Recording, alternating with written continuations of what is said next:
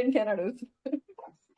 మీరు అనాలి అప్పుడు, నేను పడుకొని వింటున్నాను, చాలా మంది అయితే పడుకుంటారు తెలుసా అని చెప్పి అనాలి. మీరు ఏమనాలంటే, నేనైతే పడుకొని వింటున్నాను రా, మా సార్ స్టూడెంట్స్ మిగతా వాళ్ళందరూ అయితే పడుకుంటారు, చాలా మందికి ఆ ప్రవచనం వినందే పడుకోవడం నేను రాదు కూడా మధ్యలో.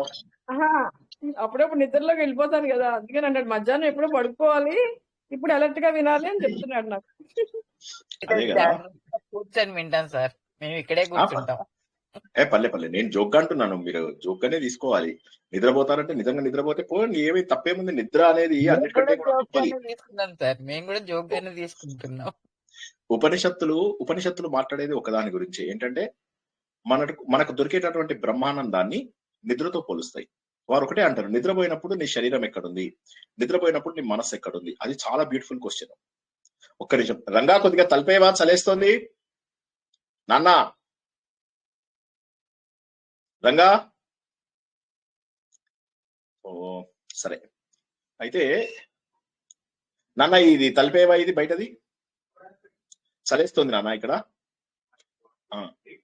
ఇక్కడి నుంచి వస్తుంది గాలి, మరి ఏం చేయాలి అంటే, చలి ఎట్లా అంటే, దగ్గొస్తున్న వాడికే చలి గురించి తెలుస్తుంది. నో ఇట్స్ ఓకే నాన్న, థ్యాంక్ యూ. అయితే వేదాలన్నీ కూడా మాట్లాడేది నిద్ర గురించి. గుర్తుంచుకోండి, నిద్ర అనేటటువంటిది లేకపోతే మన వేదాలు ఫెయిల్ అయిపోయేవి. నేను జోక్గా ఇది సీరియస్ గా అంటున్నాను. నిద్ర అనేటటువంటిది మనకు చాలా గొప్పది, జ్ఞానాన్ని కలిగించేది నిద్ర. నిద్రను ఒక్కదాన్ని కనుక మనము సరిగా అర్థం చేసుకున్నట్లయితే మనకు దాదాపుగా వేదం అర్థమైపోయినట్టే లెక్క.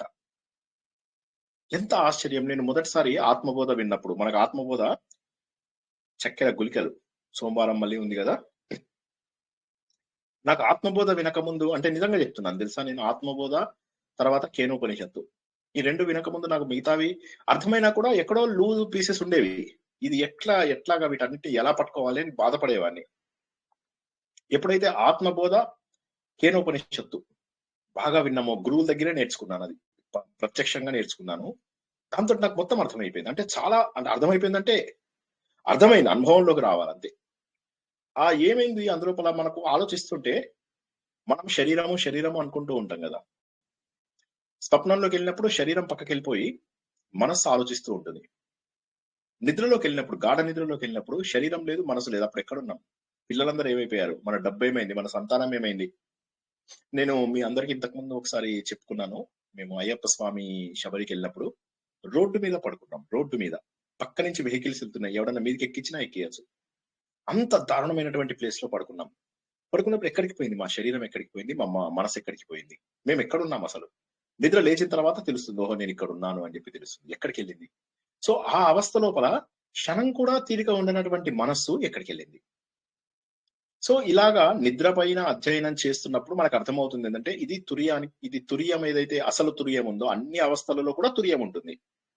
కానీ ఆ తురియం అనేటటువంటిది సాక్షిభూతంగా ఉన్నటువంటి తురియము నేను గాఢ నిద్రలోకి వెళ్ళినప్పుడు నన్ను ఇలా సాక్షిగా ఇలా చూస్తుంది పైనుంచి. కింద మనగా శరీరం ఉంది, మనసు ఎక్కడుందో తెలియదు. మనం పుట్టక ముందు ఉన్న స్థితి. మళ్ళీ ఒకసారి చెప్తున్నా, కొద్దిగా జాగ్రత్తగా వినండి ప్లీజ్. కొద్దిగా చెయ్యి గట్టిగా పట్టుకోండి. నిద్రపోయే వాళ్ళు నిద్ర కొద్దిసేపు ఆపుకోండి, తర్వాత నిద్రపోండి. కొద్ది గట్టిగా ఇట్లా పట్టుకొని ఇట్లా పిడికిలు ఇట్లా బిగిస్తుండండి. నిద్రపోయినప్పుడు పుట్టక ముందున్న పరిస్థితి ఉందా లేదా ఒకసారి ఆలోచించండి. పుట్టక ముందు మనం ఏ పరిస్థితిలో ఉన్నాం? చిన్న విత్తనం రూపంలో ఉన్నాం. మీరు ఆ విత్తనం రూపంలోకి వెళ్ళిపోయారు తెలుసా? జస్ట్ ఊహించుకోండి, ఒక్క నిమిషం ఊహించుకోండి, గుండె జలధరిస్తుంది. ప్రతిరోజు కూడా మనం ఆ విత్తన రూపంలో మారిపోతూ ఉంటాం. మళ్ళీ మనకు శ్వాసలు గనక ఉంటే, కర్మ గనక మనకుంటే మళ్ళీ ఈ శరీరంలో ప్రవేశిస్తాం. శ్వాసలు గనక లేకపోతే వేరే శరీరంలో ప్రవేశిస్తాం. ఎంత ఆశ్చర్యం!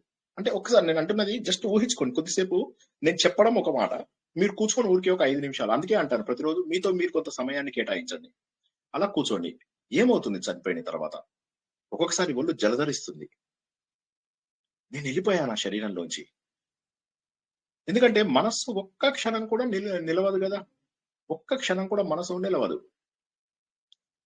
అలా మనసు కదిలిపోతూనే ఉంటుంది. రకరకాల ఆలోచనలు, గతము వర్తమానం కాకుండా గతము భవిష్యత్తు, గతము భవిష్యత్తు, గతము భవిష్యత్తు, 10 ఆలోచనలు. వీళ్ళు ఇలా అన్నారు, వాళ్ళు అలా అన్నారు, వాళ్ళ మాటకి మనం ఏం జవాబు చెప్పామో, వీళ్ళ మాటకు మనం ఏం జవాబు చెప్పామో, ఈ రోజు జరిగిన సంఘటనలు ఏం లేకపోతే నిన్నటి సంఘటనలు తవ్వుతాం, నిన్నటి సంఘటనలు ఏం లేకపోతే మొన్నటి సంగతులు. ఈ విధంగా మనం జీవితం అంతా కూడా గతంలోనో భవిష్యత్తులోనో గడుపుతూ ఉన్నాం. కానీ రెండు లేకుండా వర్తమానంలో కూల్ గా కూర్చోవడం ఎంత బాగుంటుందో ఒకసారి చూసుకోండి. యనమూరి వీరేంద్ర గారిది నేను చాలా రోజుల కింద ఒకటి చెప్పాను. ప్రశాంతత అంటే ఏంటి అంటే, దువ్వుకుంటున్నప్పుడు ఈ దువ్వెన మీదనే ధ్యాస పెట్టుకోవడం. ఎంత బ్యూటిఫుల్ గా చెప్పాడు చూడండి. అంటే ఏకాగ్రత అంటే ఏంటంటే, ఏ పని చేస్తున్నామో అదే ధ్యాస, ఇంకా వేరేది లేకూడదు, వేరేది లేదు. మీరు మెషిన్లలో పని చేస్తున్నారు, ఇంట్లో వైఫ్ తో కొట్లాట అయిందని మెషిన్ లో చేయి పెడితే పోయినట్టే చెయ్యి. వైఫ్లు బాధ పెడతారు, అది కాదనమ్మా, అది జగత్ విదితం. కానీ మీరు చెయ్యి మెషిన్ లో పెట్టడం ఏం లాభం? అప్పుడు ఇంకా తిడుతుంది వైఫ్, ఈ అవిటోడికి చెయ్యాలన్నా అని చెప్పి తిడుతుంది. కాబట్టి ఏంటంటే, మీరు ఆలోచించాల్సింది ఇప్పటి గురించి, నిన్నటి గురించో మొన్నటి గురించో కాదు. అలా ఇప్పటి గురించి ఆలోచిస్తూ ఉంటే వచ్చేటటువంటి ఏకాగ్రత ఏదైతే ఉంటుందో అది చాలా అద్భుతమైనటువంటి స్థితికి వెళ్తుంది. దీన్ని నిన్న మనం బృహత్ అనేటటువంటి పదం ద్వారా తెలుసుకున్నాం. బృహత్ గొప్పదైనప్పుడు కదలదు అది. ఆ కదలకుండా ఉన్నప్పుడే నిశ్చల స్థితి. ఆ నిశ్చల స్థితిలోనే మనల్ని మనం గుర్తుపట్టుకుంటాం. ఇప్పుడు మళ్ళీ నేను చెప్పిన మౌనం అనేది అయితే ఉందో, మళ్ళీ ఆ మౌనం అనేటటువంటి వీడియో మళ్ళీ ఒకసారి చూడండి. మీకు ఆ వీడియో అర్థమయ్యేదాకా చూడండి. ఆ వీడియో మనస్ఫూర్తిగా అర్థమైన వాళ్ళు ఎంతమంది అండి? ఏమనుకోండి, నేను చెప్పండి, పర్లేదు. ఆ వీడియో కనపడలేదు కదా సార్, పెడతాన్నారు, పెట్టలేదు సార్. మీరు పెట్టలేదు కదా సార్, మౌనం లేదు, కనపడలేదు. ప్లేలిస్ట్ లో లేదు సార్, ఓల్డ్ పెడతాను. దాంట్లో కూడా లేదు. మెడిటేషన్ లో ఉంటుంది. సరే, చూసాం సార్, చాలా వెతికినాం సార్, లేదు అసలు. మీరు మళ్ళీ ఒకసారి పెట్టండి సార్ అది. సో అది వినండి, విన్నాక మీకు అర్థమవుతుంది. అంటే ఒక్కొక్కసారి ఆశ్చర్యం అనిపిస్తుంది, ఎంత విచిత్రం మన జీవితం ఎంత విచిత్రం. సో ఇలాంటి విచిత్రమైనటువంటి జీవితంలో యక్ష ప్రశ్నల్లో మనం ఏం తెలుసుకుంటున్నాం?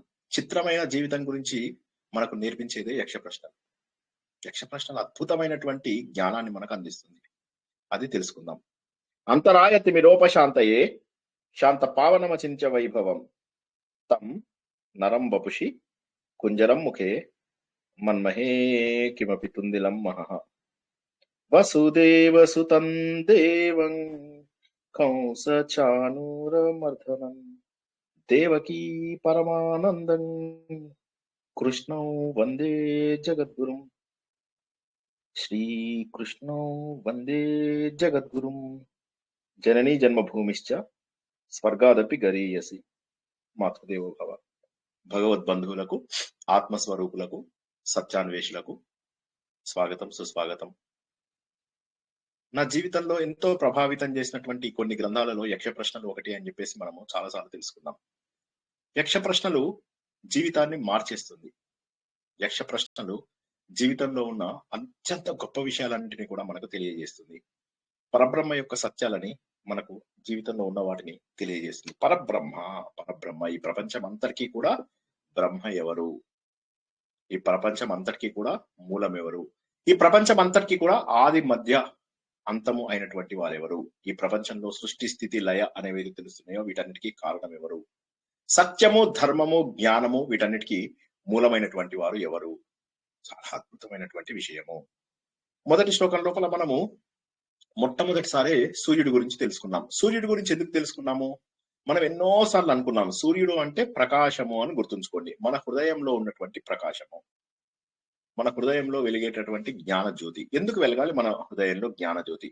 ఎందుకంటే కొన్ని కోట్ల జన్మలుగా కరడుగట్టిపోయినటువంటి అజ్ఞానం వల్ల అసలు విషయాలను మనము గుర్తించలేకుండా ఉన్నాము. అసలు విషయాలను గుర్తించడానికి మనకున్నటువంటి ఒకే ఒక అవకాశం జ్ఞానం. జ్ఞానం రానంత వరకు కూడా మన జీవితంలో అన్ని కోల్పోయినట్టే లెక్క. ఒక పశువుకి మనకు ఏ విధమైనటువంటి తేడా ఉండదు. ఎందుకంటే పశువులు కూడా జీవితం లోపల మనం అనుభవిస్తున్నట్టుగానే ఫుడ్ అనుభవిస్తవి, అన్ని రకాల సుఖాలు అనుభవిస్తాయి, తర్వాత పిల్లలు, తర్వాత చనిపోతాయి. ఇంతే. మన జీవితం కూడా ఇలా కావాలా? మనము కేవలము ఒక ఇంటి లోపల, ఒక గృహంలో ఉండి, ఒక అపార్ట్మెంట్ లో ఉండి, ఒక కారు బంగ్లా కొనుక్కున్నంత వల్ల మనం పశువులుగా ఆనందంగా ఉంటామా? ఒకసారి ఒకరు సర్వే చేశారు. ఆ సర్వే లోపల ఏం తేలింది అంటే, ఇది జోకు, ఆ సర్వే లోపల మనుషులు ఎంత సంతోషంగా ఉన్నారో పశువులు అంతకంటే ఎక్కువ సంతోషంగా ఉన్నాయి. బురదలో దొరికేటటువంటి పంది కూడా చాలా సంతోషంగా ఉందట.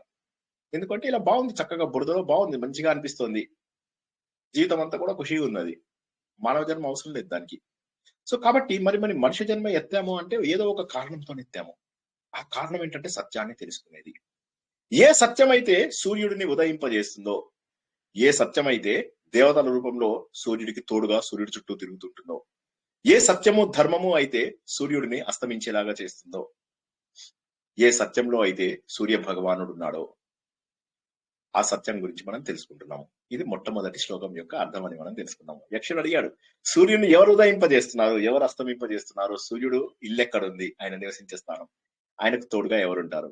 దీనికి మనం జవాబు చాలా అద్భుతంగా చెప్పాము. ఆయనని ఉదయింపజేసేది బ్రహ్మ.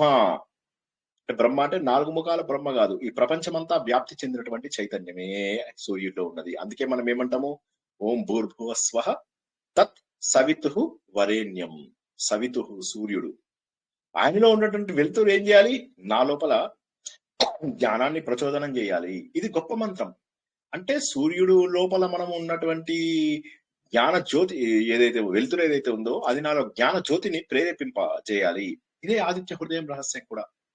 సో కాబట్టి ఏంటంటే పరమాత్మ యొక్క శక్తి మాత్రమే వేదాలలో ఉన్నటువంటి బ్రహ్మ. పరమాత్మ అంటే ఈ ప్రపంచం అంతా కూడా వ్యాపించి ఉన్నటువంటి ఒక శక్తి పేరు బ్రహ్మ. బ్రహ్మ అంటే ఏంటండి, ఈ ప్రపంచమంతా వ్యాపించి ఉన్నటువంటి ఒక చైతన్య శక్తి. ఆ చైతన్య శక్తి అన్నిటికంటే కూడా ఉన్నతమైనటువంటిది. ఇదే సూర్యుడిని నువ్వు నడవాలి అని చెప్పి చెప్తుంది. సూర్యుడు అస్తమించాలి, మనకు అస్తమిస్తాడు, వేరే చోట ఇంకా ఉదయిస్తాడు. ఆ సూర్యుడికి నువ్వు ఇప్పుడు ఈ టైంలో ఇంత దూరం తెల్లాలి అనగానే వెళ్ళిపోతాడు. అంటే సూర్యుడు అస్తమిస్తున్నది కేవలం అందులోనే. సూర్యుడికి దేవతలందరూ చుట్టూగా ఉంటారు. మనం మామూలుగా తెలుసుకున్నాం అయితే సూర్యుడు చుట్టూరుగా మన గ్రహాలు తిరుగుతూ ఉంటాయి, నక్షత్రాలు తిరుగుతుంటాయి, ఇవన్నీ తిరుగుతుంటాయి. కానీ వాటితో పాటుగా సూర్య కిరణాలు మనందరిపైన ప్రసరింపబడుతున్నాయి. ప్రసరింపబడడం వల్ల ఏమవుతుంది, భూమి లోపల పుట్టించే శక్తి వస్తుంది. భూమి లోపల పుట్టించే శక్తి వస్తుంది. అంటే చెట్లను పుట్టించడమే కాదు, మనం కూడా విత్తనాల రూపంలో పుడతాము. పుట్టిన తర్వాత ఆ విత్తనాలు ఏమవుతాయి, తండ్రి శరీరంలోకి ప్రవేశిస్తాయి ఆహార రూపంలో. తండ్రి శరీరం నుంచి తల్లి శరీరంలోకి ప్రవేశిస్తాయి, అక్కడ రూపాన్ని వెతుక్కుంటాయి. కాబట్టి సృష్టి మొత్తానికి కారణమైనటువంటి వాడు ఎవడు అంటే సూర్యుడు. ఆ సూర్యుడే ఈ ప్రపంచంలో ఉన్నటువంటి శక్తి అందరికీ కూడా కారణము. కాబట్టి సూర్యుడు చుట్టూ ఉన్న దేవతలు ఎవరు అంటే మనను అన్ని రకాలుగా పోషించే అందరు దేవతలు. అగ్ని కావచ్చు, భూమి కావచ్చు, నీరు కావచ్చు, ప్రతిదీ కూడా సూర్యుడి యొక్క శక్తే. సూర్యుడి యొక్క శక్తి లేకపోతే ఈ నీరు ఎలా ఆవిరైతాయి, ఎలా మళ్ళీ మనకు అందుతాయి? కాబట్టి సూర్యుడు ఒక ధర్మాన్ని పాటిస్తున్నాడు. సూర్యుడు ఏ రోజైతే ధర్మాన్ని తప్పుతాడో ఆ రోజు ఈ ప్రపంచం కొలాప్స్ అయిపోతుంది. సూర్యుడి పైన ఆధారపడి ఉన్నటువంటి గ్రహాలన్నీ కూడా పడిపోతాయి. కాబట్టి ఏంటంటే సూర్యుడు ఒక ధర్మాన్ని పాటిస్తున్నాడు. సూర్యుడు ఎప్పుడు కూడా ఒక ప్రకృతి నియమాన్ని పాటిస్తున్నాడు. మనమందరము కూడా ప్రకృతి నియమాన్ని పాటిస్తున్నాము, ఒక ఉల్లంఘించలేనటువంటి శాసనాన్ని పాటిస్తున్నామని మనం ఎన్నోసార్లు తెలుసుకున్నాం. అంటే ఏంటంటే ఒక లా ఉంది, దాన్ని మీరు వద్దన్నా పాటించి తీరవలసిందే. మీరు పుట్టాలి అంటే ఆ రోజు పుట్టి తీరుతారు, ఈ రోజు మరణించాలి అంటే ఆ రోజు మరణించి తీరుతారు. ఈ రోజు జన్మ, మృత్యు, జర, వ్యాధి ఇవన్నీ ఏవైతే ఒక ధర్మాన్ని అనుసరించి వస్తున్నాయి.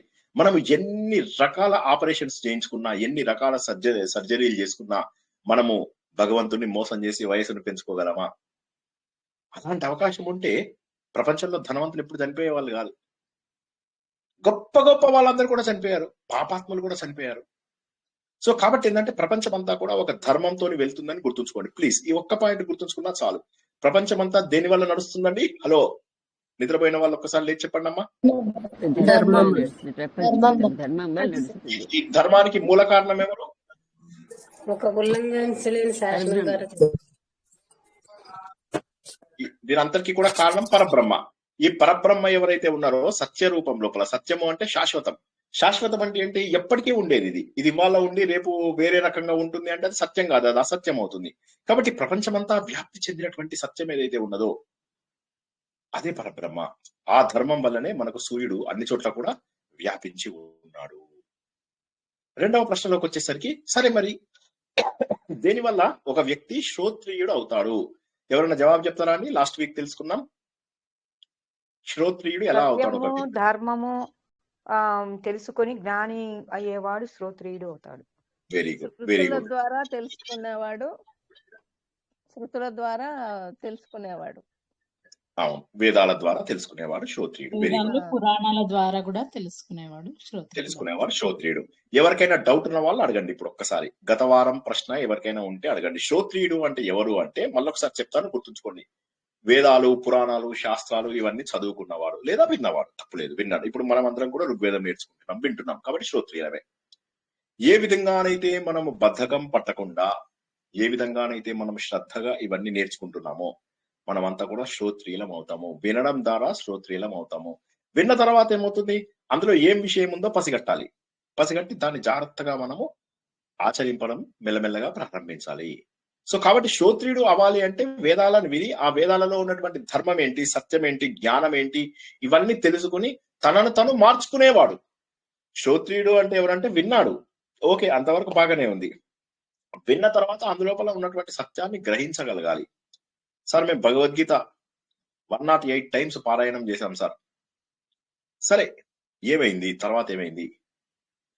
ఇప్పుడు మా అపార్ట్మెంట్ లో చెప్పే కదా 108 సార్లు విష్ణు సహస్రనామం చదివారు. నేను 10 శ్లోకాల అర్థం చెప్పండి, ఎవరైనా చెప్పట్లేదు. నేను కనీసం 5 శ్లోకాల అర్థం చెప్పండి.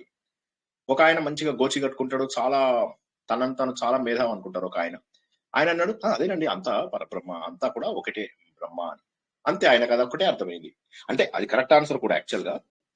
కానీ 10 శ్లోకాలలో అలాంటప్పుడు 108 శ్లోకాలు ఇవ్వరు కదా. సో ఈ విధంగా ఏమైతుందంటే జనాలు అర్థం తెలుసుకోకుండా ముందుకెళ్తారు. కాబట్టి శ్రోత్రియుడు అంటే ఎవరంటే ఇందులో ఉన్నటువంటి సత్యాన్ని తెలుసుకున్నటువంటి వాడు. అలాంటి వాళ్ళు ఎలా వస్తుంది వాళ్ళకి? ముందు ఫస్ట్ శ్రోత్రియుడు కావాలంటే మంచి బుద్ధి ఉండాలి. దేవుడా వాడికి మంచి బుద్ధి కల్పించు అంటారు కదా, అది. మంచి బుద్ధి కల్పించిన తర్వాత మంచి ఫ్రెండ్స్ ఇవ్వాలి. మంచి ఫ్రెండ్స్ ఇచ్చిన తర్వాత మంచి పనులు చేస్తాడు వాడు. మంచి పనులు చేసిన తర్వాత వినయం వస్తుంది. వినయం నుంచి జ్ఞానం నేర్చుకుంటాడు. జ్ఞానం వచ్చిన తర్వాత అయిపోయింది, ఇక వాడు ఇక ధర్మమే ఆచరిస్తూ ఉంటాడు. ఇది సీక్వెన్స్. ఫస్ట్ ఏం రావాలి? బుద్ధి రావాలి సార్. బుద్ధి రావాలి. మంచి పనులు చేయాలా? మంచి బుద్ధి రావాలి. ఫస్ట్ మంచి బుద్ధి రావాలి. తర్వాత ఏమవుతుంది? మంచి స్నేహితులు కావాలి. మంచి స్నేహితులు కావాలి. మంచి స్నేహితులు కావాలి. మూడోది ఏంటి? మంచి పనులు.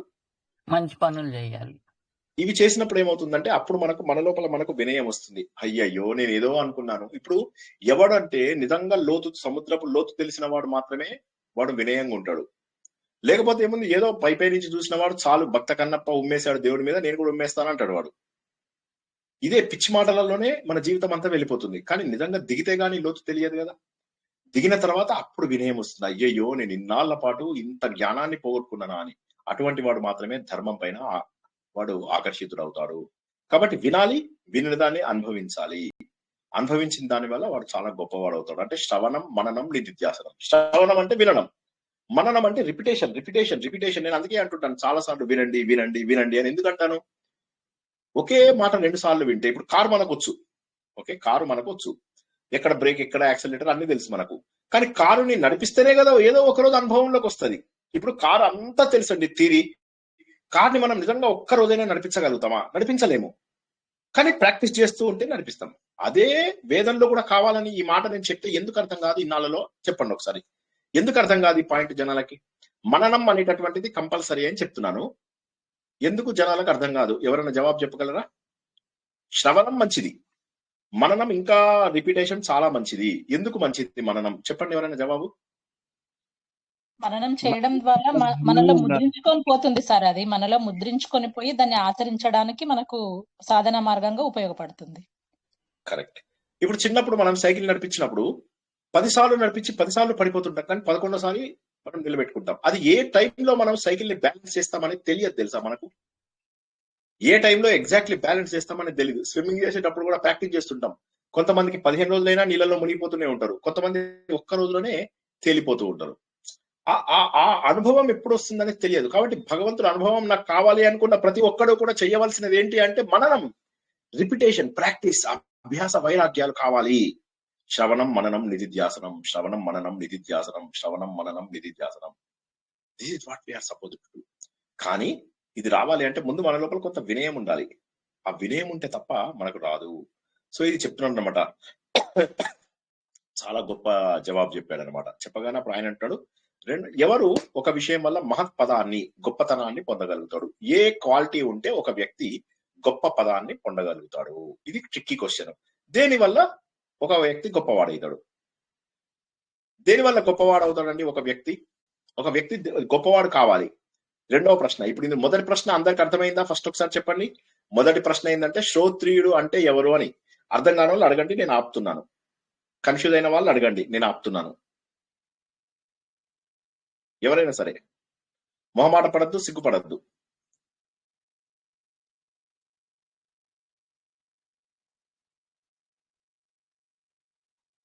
ఓకే, అంటే అందరికి అర్థమైందని అనుకోవచ్చా?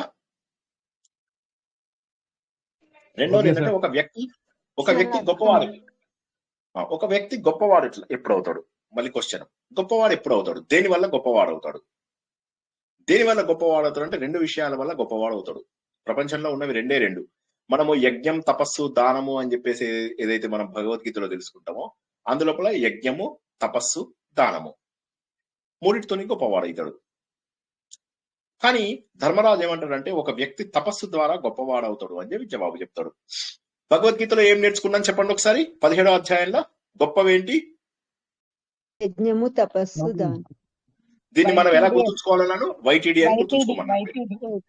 వైటిడి అని గుర్తుంచుకోండి. ఒక వ్యక్తి గొప్పవాడు దేని వల్ల అవుతాడు అంటే యజ్ఞము, తపస్సు, దానము. సో ఇది చాలా గొప్పది. శారీరక, మానసికంగా, వాచకంలో చేసేటటువంటిది ఇవి 3. కాబట్టి 3 కూడా గొప్పవే. కానీ ఇక్కడ ధర్మరాజు ఏమంటున్నాడంటే 3ట్లోకి కూడా గొప్పది తపస్సు అని చెప్పేసి చెప్తున్నాడు. 3ట్లోకి కూడా గొప్పదైనటువంటిది తపస్సు. తపస్సు వల్ల ఒక వ్యక్తి అమోఘమైనటువంటి స్థానానికి వెళ్తాడు. తపస్సు అంటే ఏందో చెప్తా చూడండి. మొన్ననే మనము ఇందులో కూడా తెలుసుకున్నాం. ఎందులో తెలుసుకున్నామండి తపస్సు అంటే? ఎందులో తెలుసుకున్నాం తపస్సు అంటే ఏంటి అనేది? 16వ అధ్యాయంలో కాదు, శ్రీసూక్తంలో కూడా వస్తుంది కదా సార్. శ్రీసూక్తంలోనే వచ్చినట్టుంది. తపస్సు అంటే మానసిక, శారీరక కాదు, అందులో కాదండి. తపస్సు ఆత్మబోధలో వచ్చింది.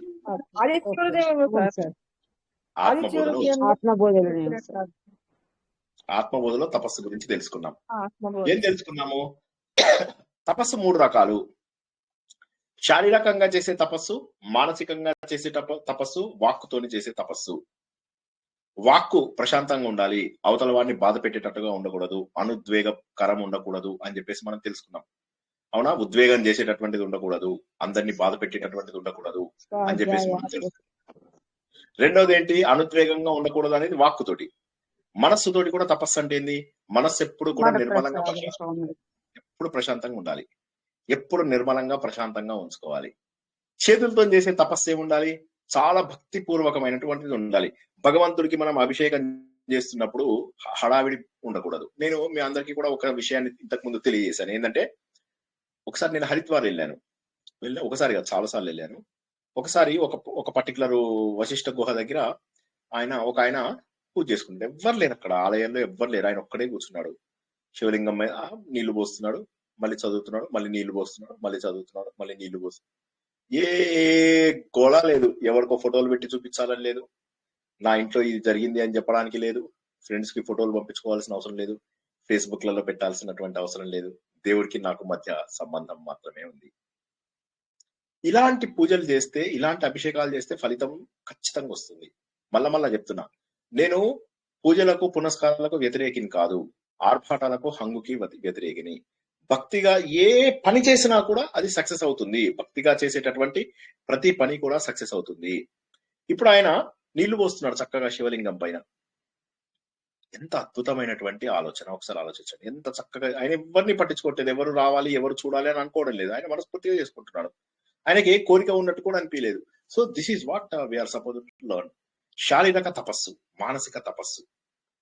మనస్సు లోపల ఇక మన కోరికలు ఉండవు, మనస్సు మంచిగా నియంత్రింపబడుతుంది. మనస్సుని నిగ్రహం చేసుకోవడం చాలా గొప్పది. శమం అని చెప్పేసి అది చాలా ఇంపార్టెంట్. ఇలాంటి వాళ్ళకి ఏంటంటే అది కాదు చక్కగా. అంటే మనస్సు నియంత్రణ అంటే ఏంటి అంటే కోరికల్ని తగ్గించుకోవడమే. సింపుల్ గా చెప్పాలంటే కోరికలను తగ్గించేసుకుంటే మనస్సు నిగ్రహంలోకి వచ్చేస్తుంది. ఎప్పుడైతే మన మనస్సు నిగ్రహంలో వస్తుందో అప్పుడు మనకు ధ్యానం చేయగలిగేటటువంటి శక్తి పెరుగుతుంది. మళ్ళీ ఒకసారి చెప్తున్నా, శరీరం ద్వారా, మనస్సు ద్వారా, వాక్కు ద్వారా తపస్సు చేయడం అన్నిటికంటే గొప్పది అని చెప్పి చెప్తున్నాడు. మనకు తెలిసినంత వరకు మనకు గొప్పతనాన్ని ఇచ్చేది ఏది అంటే వైటిడి. Simple, there is no doubt about it.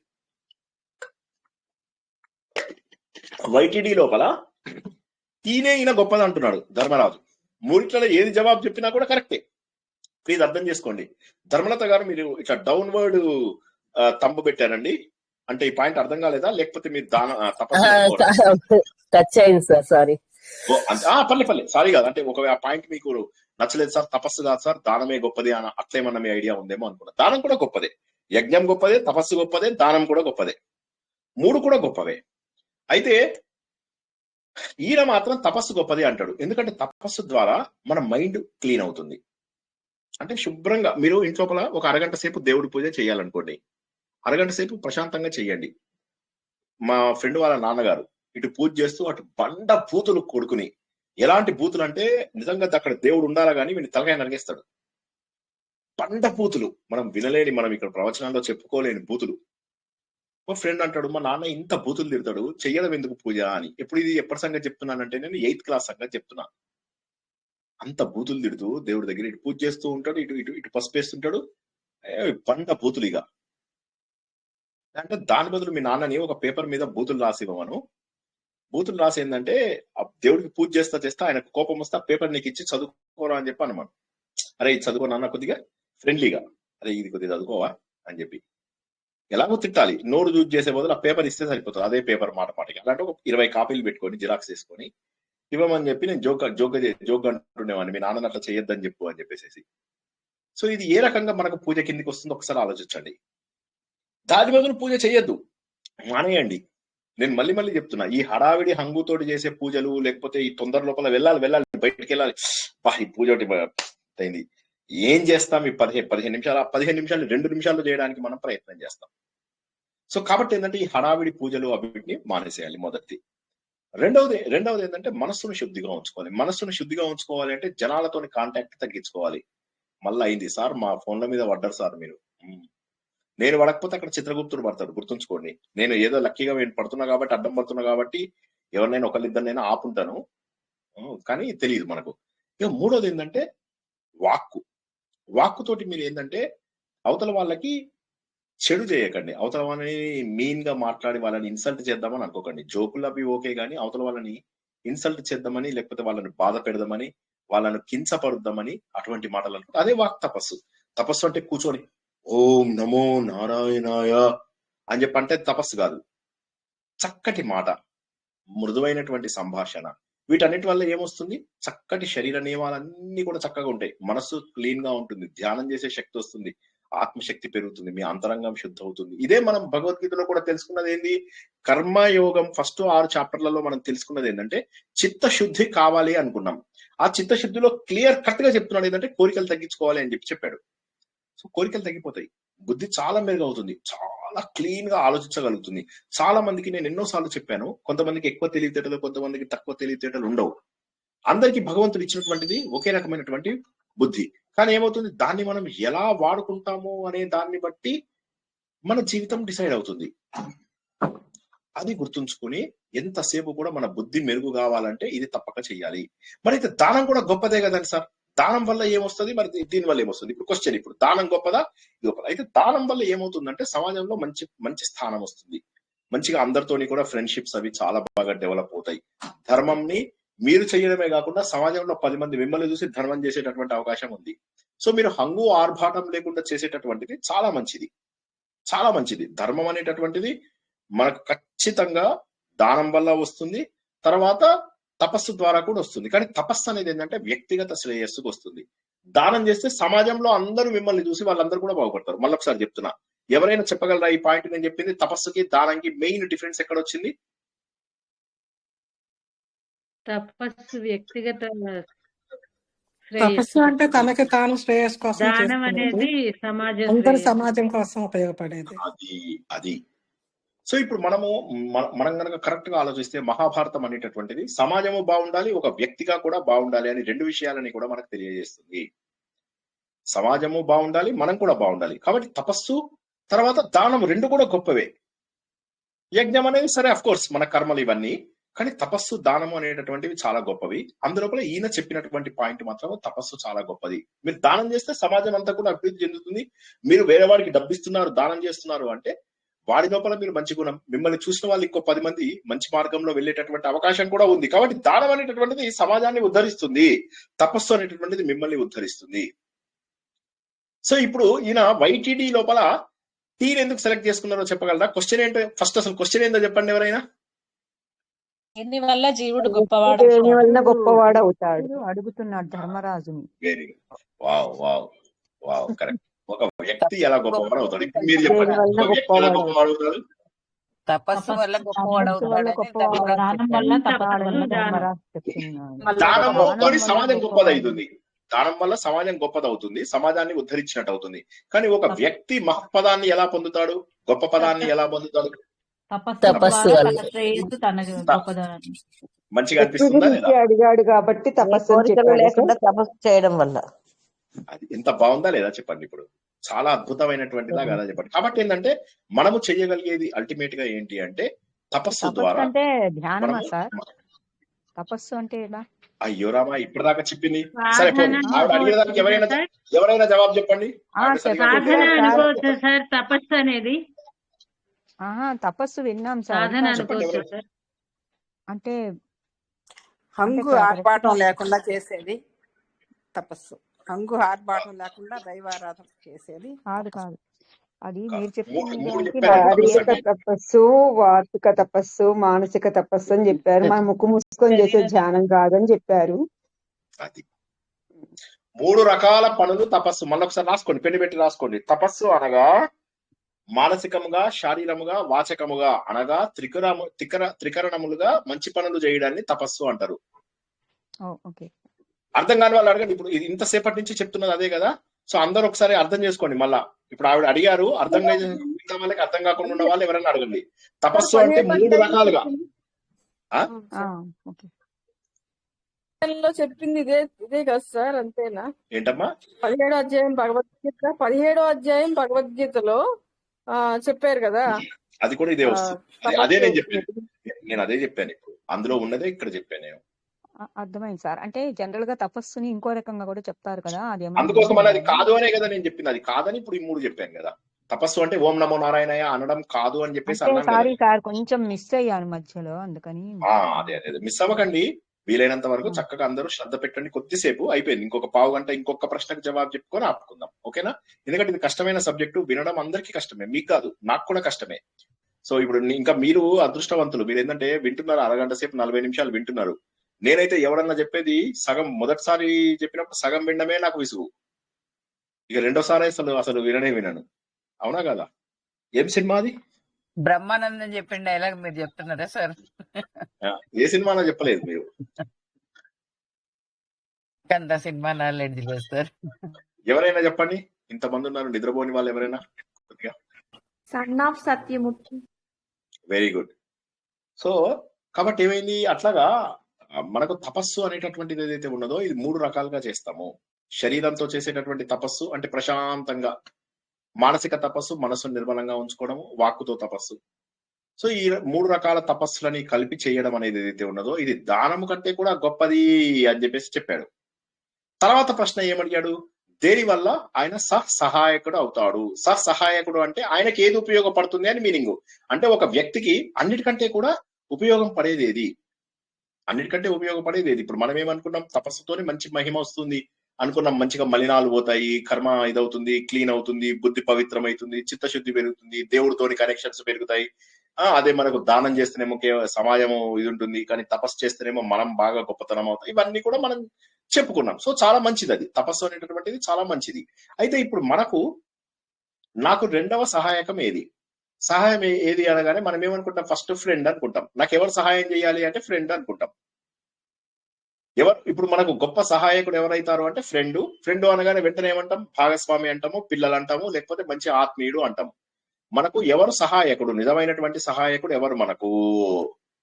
దానికి భగవంతుడే సార్.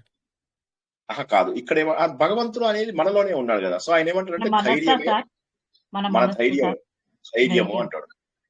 ఇప్పుడు మళ్ళా మనం భగవద్గీతలోకి వెళ్ళిపోదాం. భగవద్గీతలో ఏమంటాడు భగవంతుడు? ధైర్యంగా ఉండాలి, ఏడవకూడదు, ధర్మబద్ధమైనటువంటి జీవితం గడపాలి అంటాడు. చూసారా? మళ్ళా భగవద్గీతకు కనెక్షన్ వచ్చిందా లేదా చూడండి ఒకసారి. ధైర్యంగా ఒక వ్యక్తి ఉంటే క్వశ్చన్ చెప్పారా సార్? క్వశ్చన్ ఒక్కసారి బెస్ట్ ఫ్రెండ్ సహాయకుడు అంటే మీ యొక్క హెల్పర్, బెస్ట్ హెల్పర్ ఎవరు? ఎవరు మీకు బెస్ట్ హెల్పరు? సహాయకుడు అంటే హెల్పరు. సహాయకుడు అంటే మీతో పాటు ఎవరుంటే బాగుంటది మీకు, ఎవరుంటే మీరు మీ మంచి పని చేసుకోగలరు, మీరు ఏదైనా సాధించడానికి మీకు ఏది అవసరమో అని మీనింగ్ అన్నమాట. ఇక్కడ అర్థమైందా? ఈయనేమంటాడు అంటే ధైర్యము అని చెప్పేసి చెప్తాడు. ధైర్యం అనేటటువంటిది మాటలు కాదు. ధైర్యం అనేటటువంటిది మనకు జీవితం లోపల చాలా చాలా చాలా చాలా ఉపయోగకరమైనటువంటిది. మీకు తెలంగాణ సాహిత్య చరిత్ర తెలుసా అండి? ఇందు లోపల ఎవరికైనా కొద్ది మందికైనా తెలుసా? నేను చెప్పను కొద్దిగా క్లుప్తంగా. చెప్పండి సార్. ఒక టైం లోపల ఏమైందంటే మనకు ఈ తెలంగాణ అంటే హైదరాబాద్ ప్రాంతము కొద్దిగా ఈ ప్రాంతం అంటే యాక్చువల్ గా ఏమైందంటే మనకు ముస్లిం రాజుల పరిపాలన మనకు 712 లోపల ప్రారంభమైంది. ఆ ప్రారంభమైనటువంటిది చెప్పాను కదా, మనకు మహమ్మద్ బిన్ కాసిం అని చెప్పేసి ఆయన వచ్చాడని చెప్పేసి ఆయన తుర్కాల రాజ్యాన్ని మనకు తీసుకొచ్చాడని చెప్పి ఆ తర్వాత రకరకాల రాజ్యాలు వచ్చాయి. రకరకాల slave dynasty, Tughlaq dynasty, Syed, తర్వాత లోడి, తర్వాత ముఘల్ సామ్రాజ్యం. ఈ టైం లోపల ఏమైందంటే ఈ సౌత్ సైడ్ బెహమనీ రీజన్ అని చెప్పేసి వాళ్ళు కొంతమంది సెపరేట్ అయిపోయారు. ఈ బెహమనీ రాజుల లోపల మళ్ళీ వాళ్ళు 5గురుగా డివైడ్ అయిపోయారు. అహ్మద్ నగరు, తర్వాత బీజాపూరు, బీదరు, బీరరు, తర్వాత హైదరాబాద్ అంటే గోల్కొండ. ఈ 5 ప్రాంతాలుగా డివైడ్ అయిపోయారు. డివైడ్ అయిపోయిన తర్వాత ఈ 5వ ప్రాంతం అయినటువంటి హైదరాబాద్ ఏదైతే ఉన్నదో ఈ ప్రాంతం లోపల ఈ ముస్లిం రాజుల యొక్క ప్రాబల్యం ఎక్కువ ఉండేది. ఆ రోజుల లోపల వాళ్ళు ఏం చేశారంటే తెలంగాణ వాళ్ళ భూములన్నీ కూడా లాక్కోవడము, ఎందుకంటే తెలంగాణ వాళ్ళు జనరల్ గా కూడా కొద్దిగా అమాయకులు, వాళ్ళ భూములు లాక్కోవడము, వాళ్ళని బాగా హింస పెట్టడము వీళ్ళైతే చేస్తుండేవాళ్ళు. ఆ రోజుల లోపల వీళ్ళు మరి ఎట్లాగా వీళ్ళకి ఏ రకమైనటువంటి సహాయము లేదు. అందుకని వాడేం చేశాడంటే ఈ తెలంగాణ లోపల కొంతమంది నిలబడ్డారు, వాళ్ళ శక్తి మీద వాళ్ళు నిలబడ్డారు, ఆయుధాలు చేతిలో పట్టుకొని నిలబడ్డారు, వాళ్ళకి ఎగెనిస్ట్ గా వెళ్ళారు గవర్నమెంట్ కి. వెళ్తే అప్పుడు గవర్నమెంట్ ఏం చేసిందంటే రజాకార్లు అని చెప్పేసి కొంతమంది ముస్లిం గుండాలని పంపించింది. పంపిస్తే వాళ్ళు ఏం చేశారు, తుపాకులతోని ఊర్లు దోచేశారు. నేను ఒకసారి పాట కూడా పాడి మీ అందరికి వినిపించా కదా, బండెనక బండి గట్టి అని. ఆ పాట అదే అనమాట. మొత్తం వాళ్ళు వచ్చేసేసి పల్లెలు దోచేశారు, దొరికిన వాళ్ళని దొరికినట్టుగా చంపేశారు, ఆడవాళ్ళని నాశనం చేశారు, పిల్లలను చంపేశారు ఘోరంగా.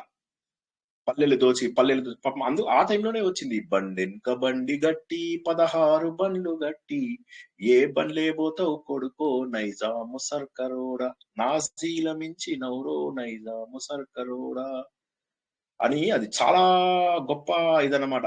అందులోపల ఎంత ఇదంటే ఇది మళ్ళీ వాడు కొంత మధ్య లోపల సహాయంగా కొంతమంది మిలిటరీ వాళ్ళని తీసుకొచ్చి రజాకార్ గుండాలను తీసుకొచ్చి పోలీసు మిలిటరీ 2 బలవంతులా అనుకోని పల్లెలు దోస్తిరి కొడుకో పల్లెలు దోస్తిరి కొడుకో ఒక్కో పల్లెలు దోస్తిరి కొడుకో నైజాము సర్కరోడా ఇలా వాళ్ళు అన్ని చేస్తున్నారు. మరి మనం ఏం చేయాలి అంటే వాళ్ళు చెప్తారు అన్నమాట, మనం ఏం చేయాలి, మనం అందరము కలిసి అంటే స్త్రీ పురుషులంతా కలిసి పిల్లాలమంతా కలిసి స్త్రీ పురుషులంతా కలిసి పిల్లాలమంతా కలిసి వడిశేల రాళ్ళు నింపి వడిగా కొట్టితేను కారాపు నీళ్లు తెచ్చి కండ్లల్ల జల్లితేను నీ మిలిటరీ బారిపోయారో నీ మిలిటరీ బారిపోయారో నీ మిలిటరీ బారిపోయారో నైజాము సర్కరోడా బండెనక బండి గట్టి 16 బండ్లు గట్టి.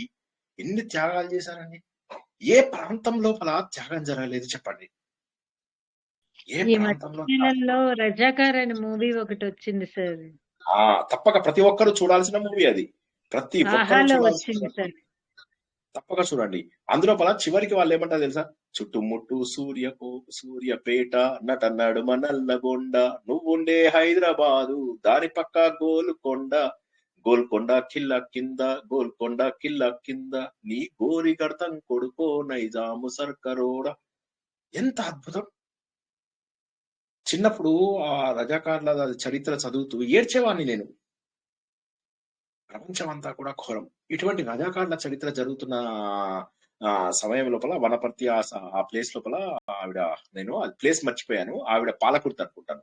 పాలకుర్తితో వనపర్తితో ఒకసారి చూసుకోండి. చాకలి ఐలమ్మ అని పాపం ఒక ఆవిడ ఉండేదన్నమాట. ఆవిడకి ఈ చాలా ఎర్లీ ఏజ్ అంటే 1920 1930 ఆ టైం లోపల, అరౌండ్ 1920 అనుకోండి, ఆ టైం లోపల ఇక్కడ ఈ వీళ్ళతో వివాహం అవుతుంది అనమాట. పాలకుర్తి చిట్యాల నరసయ్య అని ఒక ఆయన ఉంటాడు, ఆయనతో వివాహం అవుతుంది. వచ్చినప్పటి కానీ ఏంటంటే మీకు చిన్నప్పటి నుంచి కూడా మంచి అభ్యుదయ భావాలు మంచి తెలివితేటలు ఉండేవన్నమాట. కానీ ఆ రోజుల్లో ఆడవాళ్ళకి ఎక్కువ స్వతంత్రం ఉండేది కాదు. అయితే ఈ రోజుల్లో ఏమైంది, వీళ్ళు వృత్తి కూడా చాకలి వృత్తి.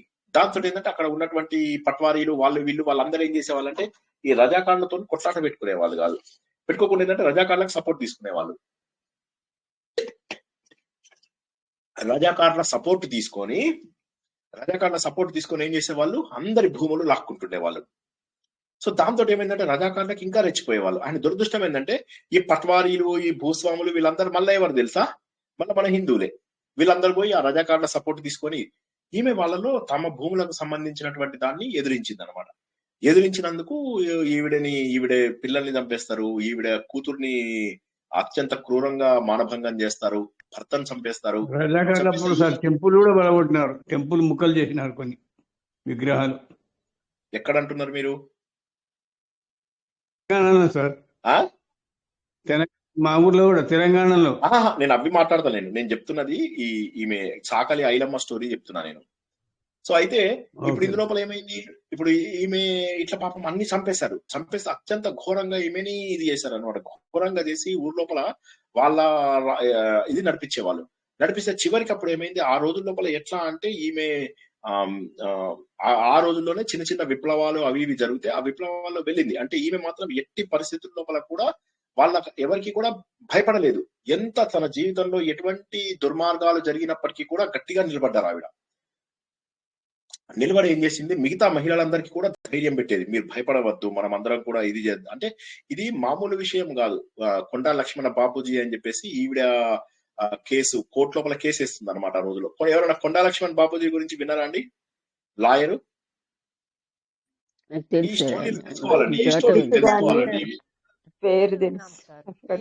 ఆయన అప్పుడు అక్కడ మహాసభలు అవి ఇవి జరిగితే ఆ మహాసభల్లోకి వెళ్ళడము, పాపం ఈవిడని చంపడానికి వస్తారని చెప్పి ఈవిడ చాలా రోజులు అజ్ఞాతంగా ఉంటది. ఆ రోజుల్లో కోర్టులో కేసేయడం మాటలు కాదు అది, ఎందుకంటే రజాకార్లు అందరూ ఎగైనిస్ట్ ఈమెది. అలాంటిది ఆ టైం లోపల ఆమె కోర్టులో కేసేసి అందరితో ఇది చేసి చివరికి గెలవడమే కాకుండా జనం లోపల ఉద్యమం తీసుకొచ్చి ఎవరైతే తన భర్తను చంపించి పిల్లల్ని చేశారో వాళ్ళ ఇల్లే కూలగొట్టి వాళ్ళ ఇంట్లోనే వాళ్ళ ఇల్లు ఉన్న ప్రాంతంలోనే ఈమె పొలం తవ్విస్తారు, అక్కడే విత్తనాలు నాటడము, అక్కడే ఆమె మంచి ఇది పెంచడము జరిగిందనమాట. చేయగానే ఏమైపోయిందంటే చుట్టుపక్కల ఉన్నటువంటి కొందరు వందలాది వేలాది మంది ఈవిడని చూసి ఇన్స్పైర్ అయ్యారు. జస్ట్ ఇమాజిన్ చేసుకోండి, మన బతుకులు ఒక బతుకులైనా ఒక్కసారి ఆలోచించండి. కూల్ గా కూర్చొని తింటున్నాము, వీడియో మీద వాళ్ళ మీద నేరాలు చెప్తున్నాం, మనది ఒక బతికేనా? అందుకే ఆయన ఏమన్నాడు, మాది ఒక బతికేనా సందులలో పందుల వలె అని. మనది ఒక బతుక ఆలోచించండి. దేశానికి ఉపయోగపడకుండా, సమాజానికి ఉపయోగపడకుండా ఇంట్లో కూర్చొని తినుకుంటా నా పిల్లలు బాగుంటే చాలు, దేవుడికి దండం పెట్టుకుంటే నా కోరికలు తీరాలా, ఇంత హీనంగా ఇంత దరిద్రంగా తయారైపోయామేంటి? ఒకసారి అనిపించదా? సిగ్గు అనిపించదా? ఛీ ఏంటి నా బతుకు అని చెప్పి అనిపించదా? ఆలోచించండి ఒకసారి, అందరూ ఆలోచించండి.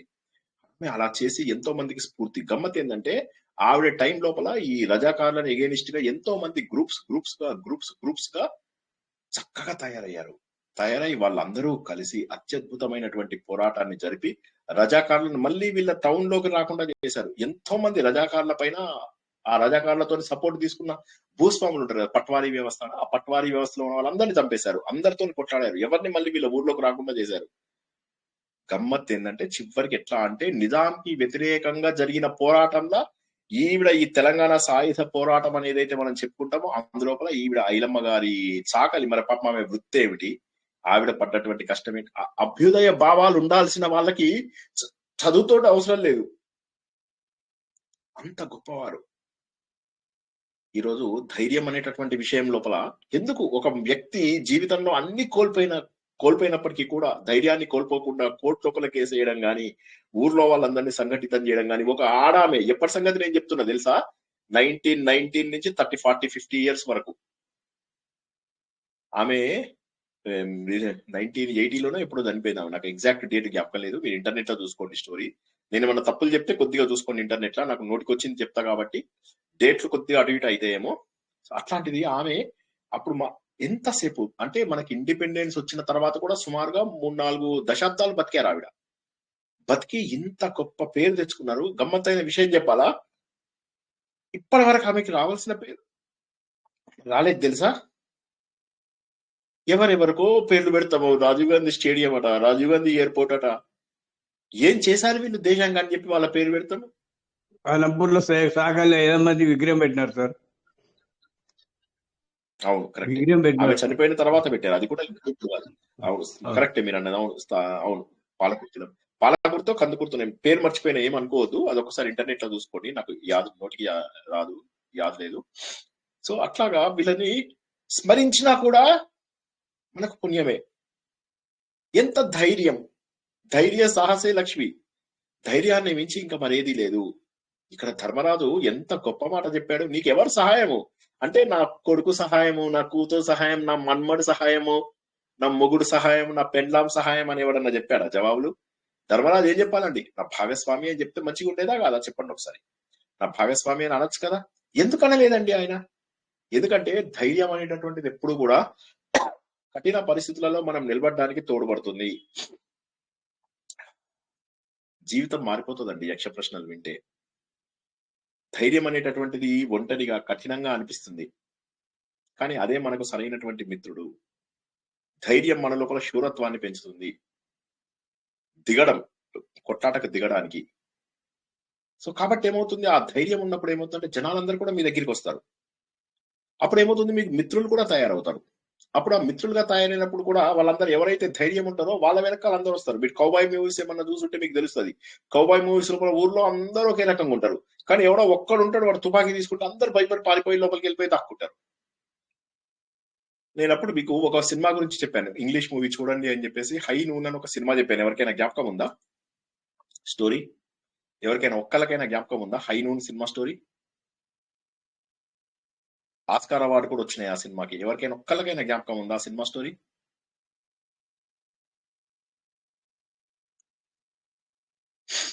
సరే వీలైతే చూడండి ఆ సినిమాని. సినిమా పేరు హై నూన్. ఆ సినిమా లోపల ఒక ఆయన పోలీస్ ఆఫీసర్ ఉంటాడు. ఆయన ఏంటంటే ఆ ఊరును బాగు చేయాలి, ఈ గుండాల నుంచి వాళ్ళ నుంచి ఇది చేయాలని చెప్పి నిలబడతాడు అనమాట. నిలబడితే బాగా ఇదవుతాడు. కానీ ఆయన గర్ల్ ఫ్రెండ్ ఎవరైతే ఉంటారో ఆమె ఏమంటదంటే, నువ్వు ఈ కొట్లాటలు మానేస్తే తప్ప నేను నిన్ను పెళ్లి చేసుకోను అంటది. పాపం అట్లా జీవితాంతం 50 ఏళ్ళు 55 ఏళ్ళు వచ్చేదాకా పెళ్లి చేసుకోకుండా ఉంటాడు. ఆమెను ఇష్టపడ్డా కూడా పెళ్లి చేసుకోలేదు, ఎందుకంటే ఆమెకి రక్తపాతం ఇష్టం లేదు. కానీ ఏంటంటే, నేను పోలీస్ ఆఫీసర్ గా ఈ ఊరికి వచ్చింది ఎందుకు, ఈ రక్తపాతాన్ని అంతా ఇది చేయడానికి అని. సరే చివరికి ఊరు బాగుంది, నా సబార్డినేట్ ఒకతని నా రీప్లేస్మెంట్ తెప్పించుకున్నాను, ఊరంతా కూడా చాలా ప్రశాంతంగా ఉంది అని చెప్పేసి ఆయన డిసైడ్ చేసుకుంటాడు. అమ్మయ్య బాగుందని చెప్పి వైఫ్ కి చెప్తాడు, పెళ్లి చేసుకుందాం పదా అని హ్యాపీగా పెళ్లి చేసుకుంటాడు. సరిగ్గా పెళ్లి చేసుకుంటున్న టైంలో రైల్వే స్టేషన్ నుంచి స్టేషన్ మాస్టర్ వస్తాడు. మీరు ఇంతకు ముందు ఎవరు దొంగనైతే శిక్ష విధించారో, బాబీ అని ఎవరినైతే శిక్ష విధించారో, వాడు 14 ఏళ్ల శిక్ష కాస్త 7 ఏళ్ళకి తగ్గిపోయింది. వాడు 7 ఏళ్ళు అయిన తర్వాత ఇప్పుడు మళ్ళీ పొలిటికల్ ఇన్ఫ్లుయెన్స్ ఉపయోగించి దిగిపోయాడు, మిమ్మల్ని చంపడానికి వాడు వస్తున్నాడు రైలు లోపల. నూన్ అంటే 12 గంటలకు రైలు వస్తుంది అని చెప్పి చెప్తాడు అనమాట.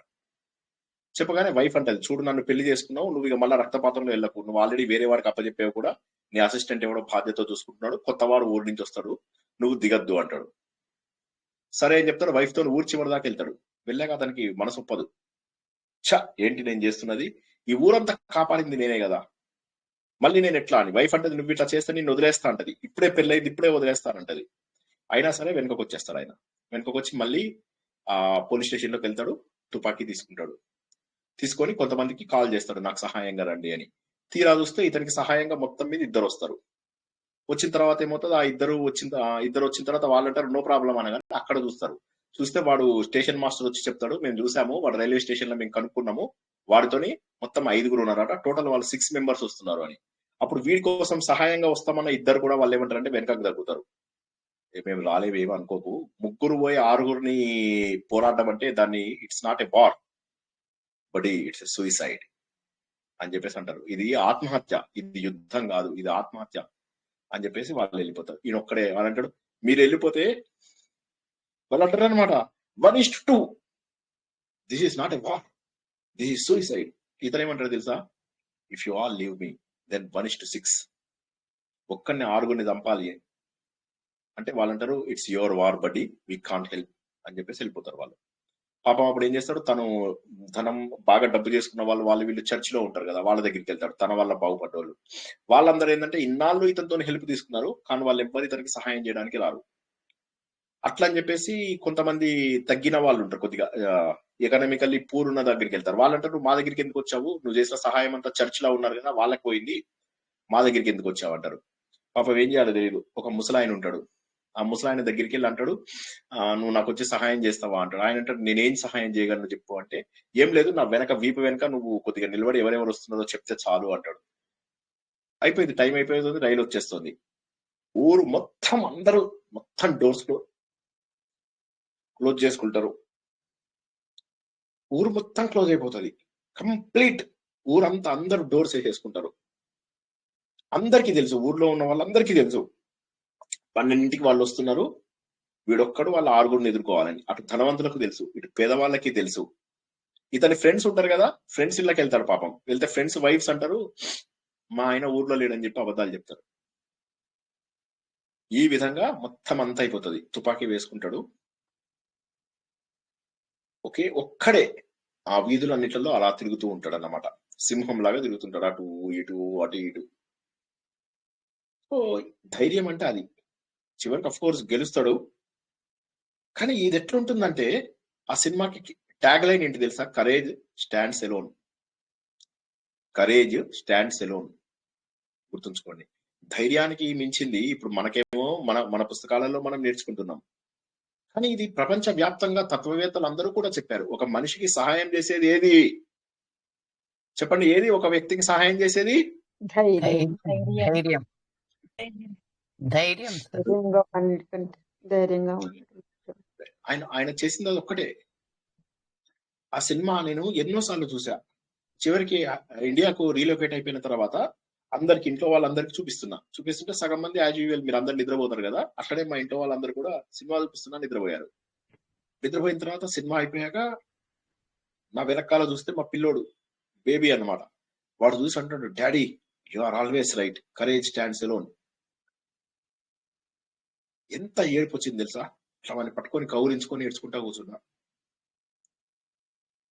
ప్రపంచంలో ధైర్యాన్ని మించింది ఏమీ లేదు. ధైర్యము అనేటటువంటిది ఏదైతే ఉంటుందో అది దైవ స్వరూపము.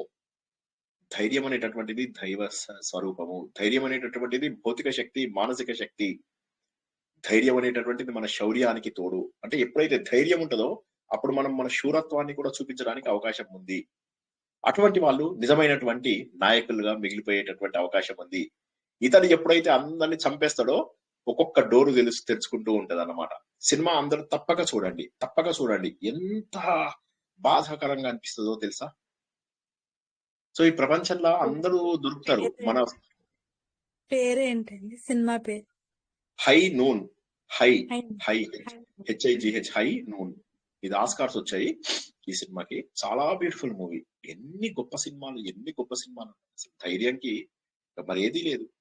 సో అందుకోసం మనం చూసినట్లయితే ధైర్యం అనేటటువంటిది ఏదైతే ఉన్నదో ఈ ధైర్యమే అందరినీ దగ్గర చేస్తుంది. అడవి లోపల ఉండి వీళ్ళు బెంగపడుతూ ఉంటే వీళ్ళందరికీ కూడా ధైర్యంగా నిలబడ్డారు. అదృష్టవశాత్తు ఏమైందంటే శ్రీకృష్ణుడు కూడా వీళ్ళతో ఉన్నాడు. ధైర్యం ఉన్నవాడిని జనాలు కూడా గౌరవిస్తారు. గుర్తుంచుకోండి. ధైర్యం ఉన్నవాడు వెనకాల నిలబడతారు.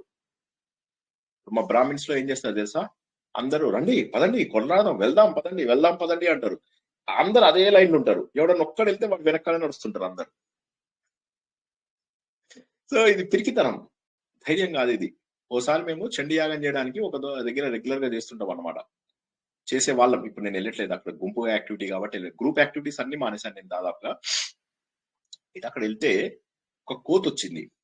కోతి రాగానే చూడాలి, అందరము గోచీలు పైకి గట్టి ఎలా ఒకటే కోతి. ఎలా పారిపోయామంటే ఇక్కడ బయట ఆవును వదిలేసాము, ఇక్కడ అందరం గోచీలు కట్టుకున్నాము, తొక్కుతున్నామో తంతున్నామో తెలీదు, పారిపోయామన్నమాట ప్రాణాలు అరచేతిలో పెట్టుకొని. సింహం వచ్చి తరుముతుందా అన్న రేంజ్. ఆ కోతే ఆశ్చర్యపోయింది, నాకు ఇంత శక్తి ఉందా అని చెప్పేసి ఆశ్చర్యపోయింది. నాకేమో ముందు వాళ్ళని చూసి వాళ్ళు పారిపోతుంటే వాళ్ళని చూసి ఒకటే నవ్వు. ఇటు నన్ను చూసి నా వెనుకున్న వాళ్ళు ఎట్లా నవ్వుతున్నారో అట్లా నవ్వుతున్నారు. అది ఒక పెద్ద సీన్ అన్నమాట. అది చాలా ఏమంటారు ఆహ్లాదకరమైనటువంటి సంఘటన. ఊహించుకోండి మీరు ఎంత బాగుంటుందో చూడండి. సో కాబట్టి ఏంటంటే ఒక వ్యక్తికి జీవితంలో కావాల్సినటువంటిది ధైర్యం. సుబ్రహ్మణ్య స్వామి ఉన్నాడు, ఆయన అందరి మీద కేసేస్తాడు. ఆయన ఇందిరాగాంధీ కాదు, మొన్న ఈమె సునంద చనిపోయినప్పుడు శశి థరూర్ చంపేశాడు. డైరెక్ట్ గా it's a cold blooded murder అని చెప్పేసి అన్నాడు.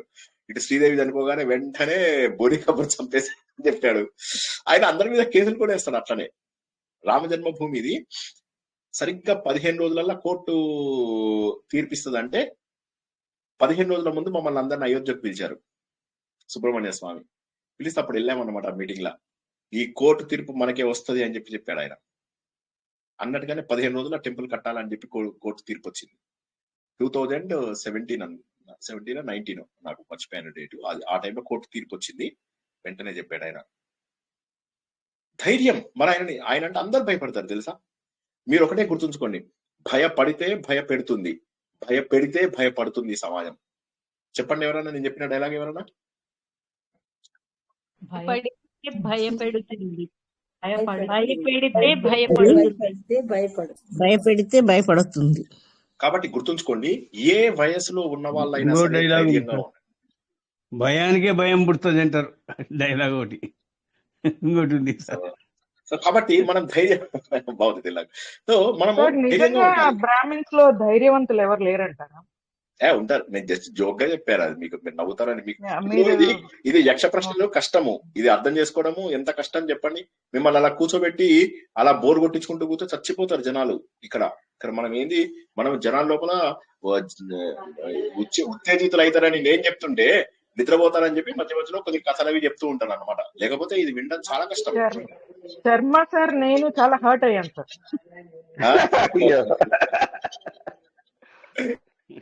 నేను ధైర్యంగా లేదా చెప్పండి? నేను ప్రపంచం అంతా ఎదిరిస్తాను.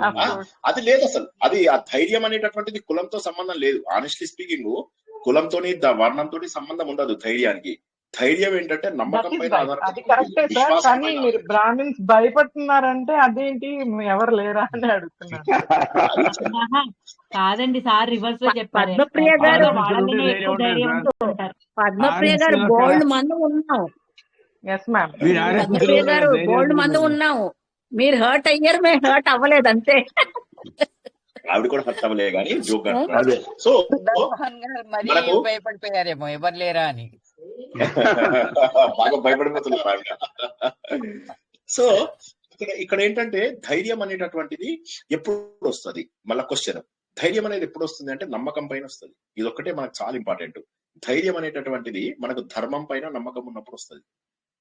మనకు భగవంతుడు చెప్పినటువంటి 26 గొప్ప లక్షణాలు ఏవైతే దైవీ లక్షణాలు ఉన్నాయో అందులో అభయం, సత్వ సంశుద్ధి, జ్ఞాన యోగ వ్యవస్థ అంటే ఫస్ట్ ఏంటి అభయం. భయపడకుండా ఉండడమే అన్నిటికంటే గొప్ప లక్షణము. సార్ మనం చేసే పనిని బట్టి కూడా మనకు ధైర్యం వచ్చేస్తుంది సార్. మన మనసులో ఏమీ లేకపోతే బ్రహ్మాండంగా ధైర్యం వస్తుంది. Correct correct. అదే ధర్మబద్ధం. అందుకేనే అన్నాను, ధర్మబద్ధమైనటువంటి పనులు చేస్తే ఎవరికి భయపడవలసినటువంటి అవసరం లేదు. ఎందుకంటే ధర్మాన్ని కాపాడండి, ఆ ధర్మమే మనల్ని కాపాడుతుంది. సింపుల్. ఒకటే గుర్తుంచుకోండి, శరీరము పడిపోవచ్చు కాక మన అలెగ్జాండర్ వాళ్ళు వీళ్ళు మన దేశం పైన దండయాత్ర చేసినప్పుడు వస్తే స్వామీజీలు ఇట్లా నిలబడ్డారు. వాళ్ళు మిమ్మల్ని చంపేస్తాము అంటే చంపేసుకో, కాలుస్తామంటే కాల్ చేసుకో, అంతే కాల్ చేస్తారు. అప్పుడు బ్రహ్మానందం ఏం చేస్తాడు, ముందున్న వాడికి ఈ పోలీస్ ఆగండి లేకపోతే ఈ పోలీసాన్ని కాల్ చేస్తా అంటాడు. అనగానే వాడు అంటాడు కాల్చుకో అంటాడు రామరెడ్డి. అనగానే వీడేం చేస్తాడా, అలానా సరే పోనీ ఈ చీఫ్ మినిస్టర్ కి తుపాకీ పెట్టనా అని మళ్ళా బార్గెయిన్ చేస్తాడు అనమాట. ఏం సినిమా అండి ఇది? గడ్డం చక్రవర్తి, ఊర్మిళ, బ్రహ్మానందం, గులాబీనా సార్? మైకేల్ జాక్సన్ అందులో బ్రహ్మానందం పేరు. రంగీలానా?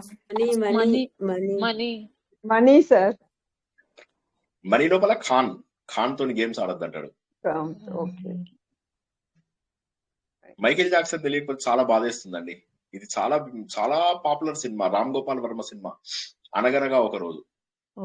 అయితే సో ఎనీవే, సో కాబట్టి ఏంటంటే మనకు ధైర్యంగా ఉండడం అనేటటువంటిది చాలా ముఖ్యం. ఆ ధైర్యం ఎప్పుడు వస్తుంది అంటే ధర్మబద్ధమైనటువంటి జీవితం ఉన్న వాడిని వస్తుంది. ఎప్పుడైతే ధైర్యం ఉంటుందో అప్పుడు జనాలు కూడా మనను గుర్తుపట్టేటటువంటి అవకాశం ఉంది. జనాలంతా కూడా మన వెనుక ఉండేటటువంటి అవకాశం ఉంది. కాబట్టి ఈ రోజు మనం తెలుసుకున్నటువంటి ముఖ్య విషయాలలో ఏంటంటే శ్రోత్రియుడు ఎప్పుడైతాడు అంటే వేదాలు తెలుసుకొని వేదాల యొక్క సారాన్ని సరిగా అనుసరించేటటువంటి వాడు శ్రోత్రియుడు అవుతాడు అని చెప్పేసి తెలుసుకున్నాం. తర్వాత మనకు సహాయంగా ఉండేది ఏంటి? మనకు సహాయంగా ఉండేటటువంటిది తపస్సు, ధైర్యము. మరి మనం గొప్ప వాళ్ళం ఎలా అవుతాము? తపస్సుతోని మాత్రమే గొప్ప వాళ్ళం అవుతాము. తపస్సు అంటే ఏంటి? మనస్సుతోటి, శరీరంతో, వాక్కుతోటి మనము ఏదైతే నియంత్రణ చేస్తామో అది తపస్సు. అంతేగాని ముక్కు మూసుకొని తపస్సు చేస్తే తపస్సు కాదు అది. తపస్సు అంటే మనో వాక్ కాయాలు అనబడేటటువంటి త్రికరణాలతో ఏదైతే మనము శ్రద్ధగా మనని మనము నియంత్రించుకుంటామో దాన్ని తపస్సు అంటారు. యజ్ఞము, తపస్సు, దానము లోపల మూడు కూడా మనను గొప్పతనాన్ని అందిస్తాయి మనకు. కానీ అందులో తపస్సు అన్నిటికంటే గొప్పది. ఎందుకంటే ఒక మనిషి గొప్పగా అవుతాడు. సమాజం ఎలా గొప్పగా అవుతుంది అంటే ఎస్, దానం గొప్పది, నో డౌట్. అన్డౌటెడ్లీ దానం అనేటటువంటిది త్యాగాన్ని సూచిస్తుంది. యజ్ఞం అనేటటువంటిది కర్మను చూపిస్తుంది. యజ్ఞము తపస్సు అనేటటువంటిది మానసిక శక్తిని చూపిస్తుంది. సో కాబట్టి మూడిట్లలో గొప్పది ఏది అంటే సమాజం కోసం అయితే దానము, ఒక వ్యక్తి లోపల ఒక వ్యక్తి తనను తాను ఉద్ధరించుకోవాలి అంటే తపస్సు. మరి ఆ వ్యక్తి ధైర్యంగా ఉన్నప్పుడు మాత్రమే అతడు జీవితంలో అన్ని సాధించగలుగుతాడు. ఆ ధైర్యమే అతని యొక్క గుడ్ ఫ్రెండ్, బెస్ట్ హెల్పరు. ఎవరు? ధైర్యమే అతడి యొక్క శక్తి అని చెప్పేసి చెప్తాడు. ఇంకొక ప్రశ్న ఉంది చెప్పేసేనా? ఇంకొక 7-8 మినిట్స్ పడుతుంది, లేకపోతే నెక్స్ట్ వచ్చే వాళ్ళని చెప్పిన ఎక్కువ అయిపోయింది అనుకుంటా, ఓవర్ డోస్ అయింది. Okay, no problem. చెప్పండి సార్. చెప్పనా? సరే, అయితే సరే, ఒక వ్యక్తి బుద్ధిమంతుడు ఎప్పుడైతాడు? ఒక వ్యక్తిని శ్రీనివాస్ బుద్ధిమంతుడు, సార్ ఈ ఒక్క మాట అనకండి సార్, మీరు బుద్ధిమంతుడు అయితే కాదు సార్, మీరు తెలివైన వాళ్ళు ఒప్పుకుంటా కానీ బుద్ధిమంతుడు కాదు సార్, మీరు బాగా అల్లరోళ్ళు. సో బుద్ధిమంతుడు ఎప్పుడైతాడు ఒక వ్యక్తి? సార్ మీరు నిజంగా అల్లరోళ్ళు, రకరకాల సినిమా గురించి చెప్తున్న మాకేమో గుర్తు రావట్లా. సినిమాలు, పాటలు ఎన్ని, నేను కొన్ని వేల పాటలు నాకు నోటికొచ్చు, తెలుగు, హిందీ, సమయం ఎప్పుడు దొరుకుతుందో నేను ఐఎమ్ సర్ప్రైజ్. బుద్ధిమంతుడు సార్, చాలా మంచి. మీకైనా బుద్ధిమంతుడు. సమయం అంటే ఏంటి? సమయం అంటే ఏంటి అంటే మనం ఎలా ప్లాన్ చేసుకుంటాం. ఇప్పుడు నేను అనవసరమైన విషయాల్లోకి వెళ్ళడం లేదు కదా, అంటే అనవసరమైనటువంటి ఫెస్టివల్స్, అనవసరమైనటువంటి హంగు ఆర్భాటం ఉన్న పనులు ఇవన్నీ చెయ్యను కాబట్టి నాకు చాలా సమయం దొరుకుతుంది. నేను 18 గంటలు సుమారుగా రోజుకు కష్టపడగలను. 18 గంటల లోపల ఎక్కువ శాతం నాకు RSS పడుతుంది, ప్రవచనము పడుతుంది. తర్వాత నాకు ఆఫీస్కి వెళ్ళిన రోజులలో ఆఫీసు, 3 రోజులు ఆఫీస్కి వెళ్తాను, 4 రోజులు పర్సనల్ పనులు, అన్నయ్య, అమ్మ వీళ్ళని చూసుకోవడంలో సరిపోతుంది నాకు. సో ఇక మిగిలింది ఇప్పుడు నాకు ఇక RSS కి ఎక్కువ టైం స్పెండ్ చేయాలి, తప్పదు. ఇవాళ పొద్దున్న ఎర్లీ మార్నింగ్ ఒక మీటింగ్ అయిందని చెప్పే కదా, మే వరకు ప్రోగ్రామ్స్ ఉన్నాయి. మే లోపల నేను 3 వారాలు ఉండను. సో ట్రైనింగ్కి వెళ్తున్నాను RSS కి. సో 3 నుంచి 4 వారాల పాటు మీకు మేలో ఉండను నేను. ఆ సమయాన్ని బాగా ఉపయోగించుకోండి. ఎలాగో మనం ఏప్రిల్ తర్వాత ప్రవచనాలు తగ్గించుకుంటామని చెప్పాం కదా, సో మీకు మే లోపల అన్ని రివిజన్ చేసుకోవడానికి ప్రయత్నం చేయండి. ఇప్పటి నుంచే ప్లాన్ చేసుకోండి. నేనేం చేస్తానంటే ఇప్పుడు మనకి ఈ నెలలో గానీ జనవరిలో గానీ నావి 1000 ప్రవచనాలు అయిపోతాయి. ఈ 1000 ప్రవచనాలవి నేను మీకు అన్ని లింక్స్ పంపిస్తాను, ప్రతి ప్లేలిస్ట్ పంపిస్తాను. చక్కగా మీకు అందులో నచ్చిన టాపిక్స్ ని చూజ్ చేసుకొని మంచిగా ఒక ప్లేలిస్ట్ నొక్కారంటే మొత్తం అన్ని వినేయండి. ఇక కూర్చొని అలా 15 గంటలు 16 గంటలు వినేయండి, ప్రపంచం ఏమన్నా గానీ. అట్లా వింటేనే మీకు బాగా వస్తుంది. సరే, బుద్ధిమంతుడు ఎప్పుడైతాడు? ఇప్పుడు క్వశ్చన్ ఏంటంటే నువ్వు ఎప్పుడు బుద్ధిమంతుడు అవుతావు? ఒక వ్యక్తి బుద్ధిమంతుడు అంటే ఈయన అంటాడు సేవ ద్వారా బుద్ధిమంతుడు అవుతారు. ఎవరిని సేవ చేయాలి? ఎవరికి పడితే వారికి సేవ చేయాలా, అది మంచిదే. కానీ వృద్ధులకు సేవించడం వల్ల ఎక్కువ బుద్ధిమంతుడు అవుతాడు. వృద్ధులనే ఎందుకు సేవించాలి? ఇక్కడ మళ్ళీ క్వశ్చన్. నేను మా తాతగారితో చాలా టైం స్పెండ్ చేశాను. మేము నిజామాబాద్ లో ఉండేవాళ్ళం, మా తాతగారు హైదరాబాద్ లో ఉండేవాళ్ళు. మా తాతగారు హైయెస్ట్ ఇంటలెక్చువల్, అసలు ఆయన నాలెడ్జ్ అసలు అమేజింగ్. నాకు మా తాతగారి వల్లే మాది ఋగ్వేదం అని ఆయన అనేవారు. ఒరేయ్, మనది పవిత్రమైన ఇదిరా, మనది దర్భ అంటే ఎంత ఇది అని చెప్పేసి చెప్తుండేవారు అనమాట ఆయన. ఇది మనది ఋగ్వేదము, మనది హరితాయనుడు అని చెప్పేసి ఎవరైతే శ్రీ విద్యని ఇచ్చాడో ఆ గోత్రం మనది అనుకుంటే ఇట్లా చెప్తూ ఆయన నాకు వేదాలలో ఏమేమి ఉంటాయని క్లుప్తంగా చెప్పాడు ఆయన. నేను అప్పుడు ఇంజనీరింగ్ టైం అన్నమాట, ఇంజనీరింగ్ కోసం హైదరాబాద్కి వచ్చాం మేము. వచ్చినప్పుడు ఆయన చెప్తున్నారు. సో నేను మా తాతతో చాలా టైం స్పెండ్ చేసేవాడిని. మా తాతగారికి కొద్దిగా నోరు ఎక్కువ అని అందరూ భయపడి మా తాతగారికి దూరంగా వెళ్ళిపోయేవాళ్ళు. అంటే ఇంటికి వచ్చేవాళ్ళు కానీ ఒక 5 నిమిషాలు ఉన్నా కూడా ఏదో ఒకటి అనుకొని వెళ్ళిపోయేవాళ్ళు. నేను రోజు మా తాతగారింటికి వెళ్ళేవాడిని. ఎవ్రీడే మా తాతగారింటికి పక్కనే మా ఇల్లు తీసుకున్నాం. మా నాన్నగారు పెద్ద కొడుకు అన్నమాట. సో ఎవ్రీడే నేను వెళ్ళేవాడిని మా తాతగారి దగ్గరికి. ఎన్ని విషయాలు నేర్చుకునేవాడిని తెలుసా? మా తాతగారు ఎక్కడెక్కడ పాట, నేను ఇంత చెప్తుంటా కదా, actually I'm a good listener also. చాలా మందికి అది అర్థం కాదు కానీ నేను బాగా చెప్తా అనుకుంటారు కానీ బాగా వింటా కూడా. నేను చెప్పేవాళ్ళు కరెక్ట్ గా చెప్పేవాళ్ళు ఉండాలి. అట్లా అప్పుడు నేను మొత్తం డబల్ వింటా. మా తాతకు ఒకసారి డబల్ చెప్పేవాడు, ఆయన కూడా వింటుండేవాడిని. సో ఆయన చెప్తున్నప్పుడు ఏమైందంటే వాళ్ళ యొక్క ఎక్స్పీరియన్స్ నుంచి వస్తుంది మనకు, వాళ్ళ యొక్క ఎక్స్పీరియన్సెస్ నుంచి నేర్చుకుంటాం. ఆ రోజుల్లో సమాజం ఎలా ఉండేది, మా తాతగారు పుట్టినప్పుడు ఎలా ఉంది సమాజము, ఆ రోజుల్లో ఆయన స్కూల్కి వెళ్ళినప్పుడు ఏమైంది. మా తాతయ్య గారు హార్మోనియం వాయించేవారు. అది మంథెని అనే ఊరు లోపల ఎందుకు గొప్పది మంథెని అనే ఊరు. మా తాతగారు మొత్తము తెలంగాణలోనే పనిచేశారు. 1930s లోపల ఇటు వచ్చారు అనమాట, హైదరాబాద్ కి కాకినాడ నుంచి షిఫ్ట్ అయ్యారు. సో అద్భుతంగా ఆయన చెప్తుండేవారు, మంథెని ఇంత మంచి ఊరు, అంత మంచి ఊరు, ఈ ఊర్లో ఇలా జరిగింది అలా జరిగింది, ఈ ఆలయం ఉంది ఆలయం. నాకు అప్పటి నుంచి మంథెని అంటే ఒక ప్రత్యేకమైనటువంటి శ్రద్ధ ఉండేదన్నమాట. సో సారీ అనుకోండి, మంథెనిలో ఇవాళ కూడా 1000 బ్రాహ్మణ గడప ఉంది సార్. అవును అవును, ఇప్పటికి కూడా వేద మంచి మంచి కార్యక్రమాలు చేస్తారు. అది కాక ఈ మంతనియా సార్ కరీంనగర్ జగిత్యాల దగ్గర మంతనియా సార్? గౌతమ మహాముని అక్కడ ఉన్నారని కూడా చెప్పారు. Correct correct. గౌతముడు, అగస్త్యుడు వీళ్ళందరూ అక్కడికి వచ్చారు. గౌతముడిది టెంపుల్ కూడా ఉంది ఆ ఒడ్డు మీద.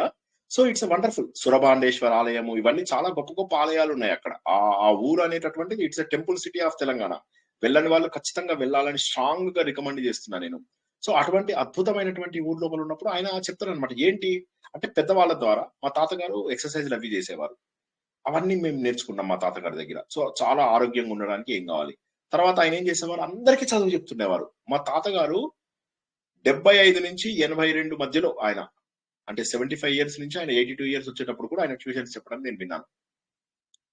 ఎంతసేపు చదువు చెప్తారంటే ఎవరెవరో వచ్చి మా తాతగారి దగ్గర చదువు చెప్తుండేవాళ్ళు. సరే మా తాతగారు ఏం చేసేవాళ్ళు, ఒరే వాసు వాళ్ళకి ఎవరికో హెల్ప్ కావాలట్రా, నువ్వు చేస్తావని నేను కమిట్ అయిపోయాను అన్నాడు. తాత నువ్వు కమిట్ అయితే నేను చేస్తాలే. మా తాతని నువ్వు అనేది మా చుట్టాలు మొత్తంలో నేను ఒక్కనే, ఎవరనే వాళ్ళు కాదు నువ్వు అని. మా తాత అందరూ మీరు అనే అంటారు. పిల్లలు కూడా మీరు అనేవాళ్ళు. నేను ఒక్కనే తాత నువ్వు చెప్పావు కదా నేను ఒప్పుకుంటాను. నేను కూడా ట్యూషన్స్ చెప్పేవాడు. అందరికీ ట్యూషన్స్ చెప్తాను. మా తాత ఎవరెవరిని తీసుకొస్తే వాళ్ళందరికీ, ఒరే వాసు వీళ్ళు ఎప్పుడో మనకు హెల్ప్ చేశారా, వీళ్ళకి నువ్వు కొద్దిగా మ్యాథమెటిక్స్ చెప్తావా, ఓకే. వీళ్ళ కొద్దిగా సైన్స్ చెప్పరా, ఓకే. హిస్టరీ చెప్పరా, ఓకే. ఏ సబ్జెక్ట్ అడిగితే ఆ సబ్జెక్ట్ మా తాతగారి వల్ల నాకు అట్లా చాలా రివిజన్ అయింది. సో పెద్దవాళ్ళని ఎందుకు మనము సేవించాలి, అందుకే సేవించాలి. నా ఇంజనీరింగ్ సీట్ రాగానే మా చుట్టాలు అందరూ ఒకటే మాట, వాడు ఫస్ట్ తాత దగ్గరికే పోతాడు రా, ఆ తర్వాతనే మన అందరి ఇళ్ళకి వస్తారని. అనుకున్నట్టే తెల్లవారుజామున 4 o'clock పరిగెత్తుకుంటూ వెళ్ళిపోయి మా తాత వాళ్ళ ఇంటికి వెళ్ళి, ఎందుకంటే ఆయన ఎంత ఎడ్యుకేషనలిస్ట్ తెలుసా, ఎంత సేవ చేశారో ఎడ్యుకేషన్ డిపార్ట్మెంట్ కి. ఆయన డిస్ట్రిక్ట్ డిఈఓగా పనిచేశారు మా తాతగారు. ఎంత చేసేవారో ఆయన. సో ఏమైతుందంటే వృద్ధుల దగ్గర ఉన్న జ్ఞానము మనం చాలా గొప్పగా సేవించగలుగుతాం. వారి అనుభవాల నుంచి మనం ఎన్నో నేర్చుకుంటాం. వాళ్ళ జ్ఞానం, వాళ్ళ అనుభవం, వాళ్ళు పాటించినటువంటి ధర్మాలు. ఇక్కడ మన ఒకసారి ఆపుతాను, జాగ్రత్తగా వినండి. ధర్మము అంటే ఏంటి? మనం ధర్మం ఎప్పుడు కూడా 5 రూపాలలో తెలుసుకుంటామని చెప్పుకున్నాం. ఒకటి వేదాలు, సరే ఇది మన అందరికీ తెలిసిన అవకాశం లేదు. పురాణాలు, తర్వాత కావ్యాలు, తర్వాత స్మృతులు, తర్వాత మన పెద్దవాళ్ళు. ఇవి లేనప్పుడు మన ఆత్మ. ఈ ఐదిట్లో ఈ 5వ భాగం ఏదైతే ఉందో ఇది మనం ఎక్కువగా మన పెద్దవాళ్ళని పట్టుకునే అవకాశం ఉంది. పెద్దవాళ్ళ ద్వారా మనకు అన్ని పద్ధతులు తెలుస్తాయి. మా అమ్మమ్మ వెళ్ళిపోయారు అనమాట ఒక టైంలో. అరౌండ్ మా అమ్మగారి ఏజ్కే వెళ్ళిపోయారు మా అమ్మమ్మ. నా ఇంజనీరింగ్ లో సీట్ వచ్చింది. నేను అమ్మమ్మ వెళ్ళిపోతావా, నువ్వు నాకు వాచ్ కొనిస్తా అన్నావు అని చెప్పేసి అనేవాను. అంటే నీ ఇంజనీరింగ్ లో సీట్ వచ్చాకే వెళ్తాను లేరా అని అన్నది. నా ఇంజనీరింగ్ లో సీట్ వచ్చింది అన్నాను. ఆవిడ వాచ్ కొనిచ్చిన తర్వాత ఆ వాచ్ చూపించాను. విత్ ఇన్ 1 week ఆవిడ వెళ్ళిపోయారు. సో ఆ రోజుల్లో ఆ పెద్దవాళ్ళ జ్ఞానము అమోఘం. అసలు మీ అందరికీ ఇవి అనుభవమే. ఇవన్నీ మీకు అనుభవం లేక కాదు, జస్ట్ నా అనుభవం చెప్తున్నాను అంతే. వాళ్ళ లోపల మనము ధర్మము, పద్ధతులు ఎలా ఉండాలి ఇవన్నీ నేర్చుకున్నాం. మా అమ్మమ్మ పోయినప్పుడు మా తాతగారు మా ఇంటికి వచ్చి మా అమ్మని పలకరిస్తున్నప్పుడు నేను ఆశ్చర్యపోయాను. మా తాతగారు ఎట్లా వచ్చారు మా ఇంటికి? జనరల్ గా వాసు ఏడని ఎంతసేపు నేను పోవడమే గానీ మా తాతగారు మా ఇంటికి రావడం నాకు తెలియదు. ఒకసారి మా తాతగారితో కొట్లాడైంది. నేను ఇంటికి రానుపో అని చెప్పేసి కొట్లాడ వచ్చేసా. ఇదంతా ఇంజనీరింగ్ టైంలో. అలాంటి మా తాతగారు అప్పుడు నన్ను బతిమాడుకోవడానికి ఇంటికి వచ్చారు. మా తాతగారు తన లైఫ్ లో ఎవరిని బతిమాలి, నన్ను ఒక్కనే అనేవాడు. వీడు మన ధర్మవంశాన్ని నిలబెడతాడు అని చెప్పి ఎంత గొప్పగా చెప్పుకునేవారు నా గురించి. సో ఆయన అట్లాగా ఆయన ఇంటికి వచ్చినప్పుడు నాకు అప్పుడు పద్ధతి తెలిసింది. ఓకే, ఎవరైనా ఇదైతే వాళ్ళ ఇంటికి వెళ్ళి పలకరించాలి. సో ఈ పద్ధతులన్నీ మనకు తెలుస్తాయి, మన సంస్కృతి తెలుస్తుంది. ఆ రోజుల్లో ఉన్నటువంటి పొలిటికల్, ఫైనాన్షియల్, తర్వాత మన జియోలాజికల్, మన లిటరరీ వర్క్స్ ఇవన్నీ కూడా తెలుస్తాయి. ఆ రోజుల లోపల వాళ్ళు చేస్తున్నటువంటి పనులు ఇవన్నీ కూడా తెలుస్తాయి. వీళ్ళంతా కూడా ధర్మం తెలుసుకోవడానికి మనకు ఉపయోగపడతారు. కాబట్టి ఎవరైతే నిజంగా కూడా పెద్దవాళ్ళని సేవిస్తారో, అంటే వాళ్ళ అనుభవం ద్వారా, ప్రతి ఒక్కటి మన అనుభవం ద్వారా తెలియాలి అంటే మన వయసు సరిపోదు. కాబట్టి ఏం చేస్తామంటే వాళ్ళ అనుభవాలని మనతో పాటు నేర్చుకుంటాం. ఇవన్నీ కాకేమవుతుంది, పెద్దవాళ్ళ దగ్గర జనరల్ గా వినయంగా ఉంటాం. ఎలాంటి వాడైనా వినయంగా ఉంటాడు. ఈవెన్ ఈ రోజు కిడ్స్ కూడా మరి అంత దుర్మార్గంగా ఏమి ఉండలేడు. పెద్దవాళ్ళంటే కొద్దిగా వినయంగానే ఉంటున్నారు. యుధిష్ఠిరుడు చెప్తున్నాడు ఏంటంటే అన్నిటికంటే గొప్పది పరిణతి అంటున్నాడు. మెచ్యూరిటీ. ఇంగ్లీష్ లోపల మెచ్యూరిటీ అంటాం కదా, పరిణతి అని. ఆ పరిణతి బాగా వస్తుంది. వృద్ధ సేవ మాత్రమే జ్ఞానానికి ద్వారం లాంటిది. వృద్ధ సేవ మాత్రమే జ్ఞానానికి ద్వారం లాంటిది. ఎందుకంటే అనుభవజ్ఞుల ద్వారా నీకు జ్ఞానం, ప్రజ్ఞ పెరుగుతుంది. ప్రజ్ఞ అంటే బుద్ధిని వికసింపజేసేదాన్ని ప్రజ్ఞ అంటారు. మనం 3 తెలుసుకున్నాం ఇంతకు ముందు: దమము, శమము, ప్రజ్ఞ. మళ్ళొకసారి వినండి: దమము, శమము, ప్రజ్ఞ. దమం అంటే ఇంద్రియ నిగ్రహం, శమము అంటే మనసు యొక్క నిగ్రహం, ప్రజ్ఞ అంటే బుద్ధిని వికసింపజేసుకోవడం. So highest level. మళ్ళొకసారి చెప్తున్నా, ప్లీజ్ ప్లీజ్ ప్లీజ్, కొద్దిగా అయిపోయింది, 2 నిమిషాలలో వదిలేస్తా, గట్టిగా పట్టుకోండి. ఇదేదైతే ఉన్నదో ఈ ప్రజ్ఞని పెంచేటటువంటిది వృద్ధుల యొక్క అనుభవం. కాబట్టి ఆ అనుభవాన్ని మనకు ఉపనిషత్తుల ద్వారా, వీరు ఆచరించేటటువంటి స్మృతుల ద్వారా, వీరు ఆచరించేటటువంటి పద్ధతుల ద్వారా మనకు తెలుస్తుంది. ఇది కేవలము వృద్ధుల సేవ ద్వారా మాత్రమే తెలుస్తుంది.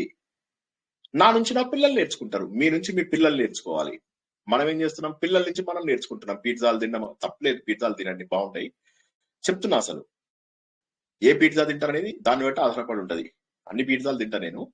తర్వాత నెక్స్ట్ ఇంకోటి ఏమొస్తుంది, ఇవి మనకు అహంకారం దగ్గరికి రాదు. ఎందుకంటే మీరు ఈ గుజరాతీస్ ని వాళ్ళని చూడండి, వాళ్ళు తాతలని వాళ్ళని ఎంత రెస్పెక్ట్ ఇస్తారో చూడండి ఒకసారి. మనం ఇచ్చే రెస్పెక్ట్ కంటే ఎక్కువ ఉంటది. వాళ్ళు తాత అంటారు అరే ఏ కరో అరే ఓ కరో అని వాళ్ళు అన్ని పనులు చెప్తుంటాడు మన వాళ్ళకి. వాళ్ళు అన్ని పనులు చేస్తుంటారు. ఇంట్లోపల ఒక స్ట్రక్చర్ డెవలప్ అవుతుంది. దానివల్ల ఏమవుతుంది, ఇంట్లోపల వినయ విధేయతలు వస్తాయి, ప్రశాంతత వస్తుంది.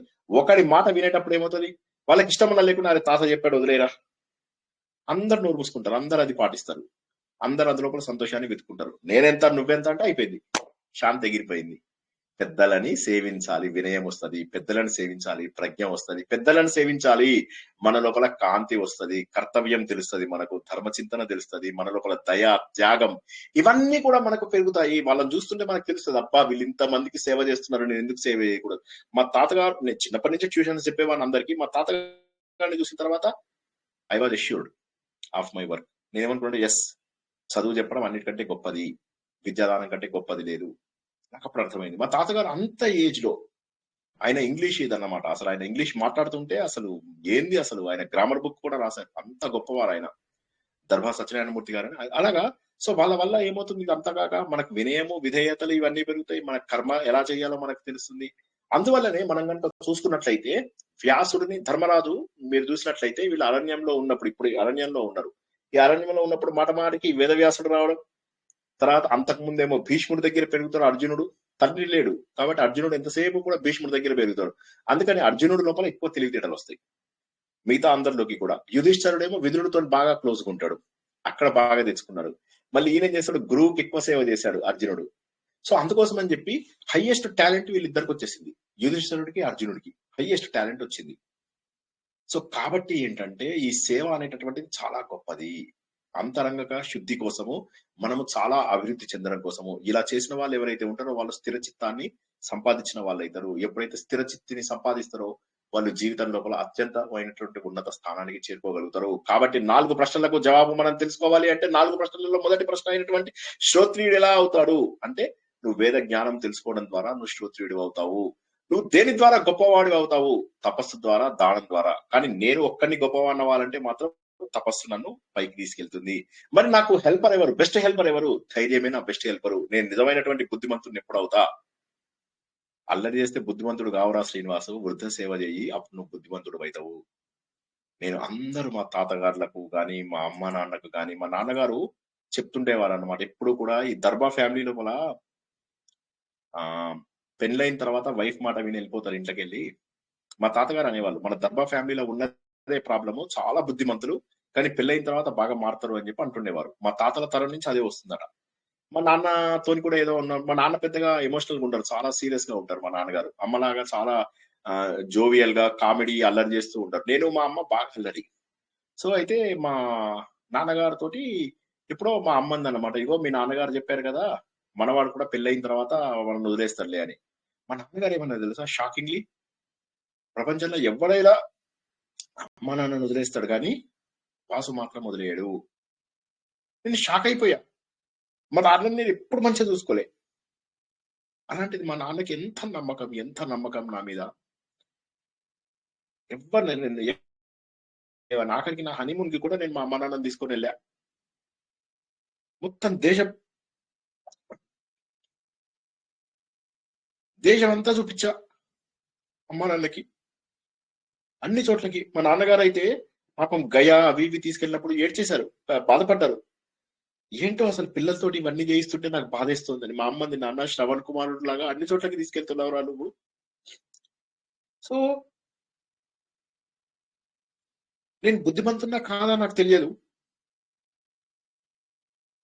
కాకపోతే మా తాతగారిని చాలా ప్రేమగా చూసుకున్నా నేను. మళ్ళీ మా నాయనమ్మని అంత ప్రేమగా చూసుకోలే.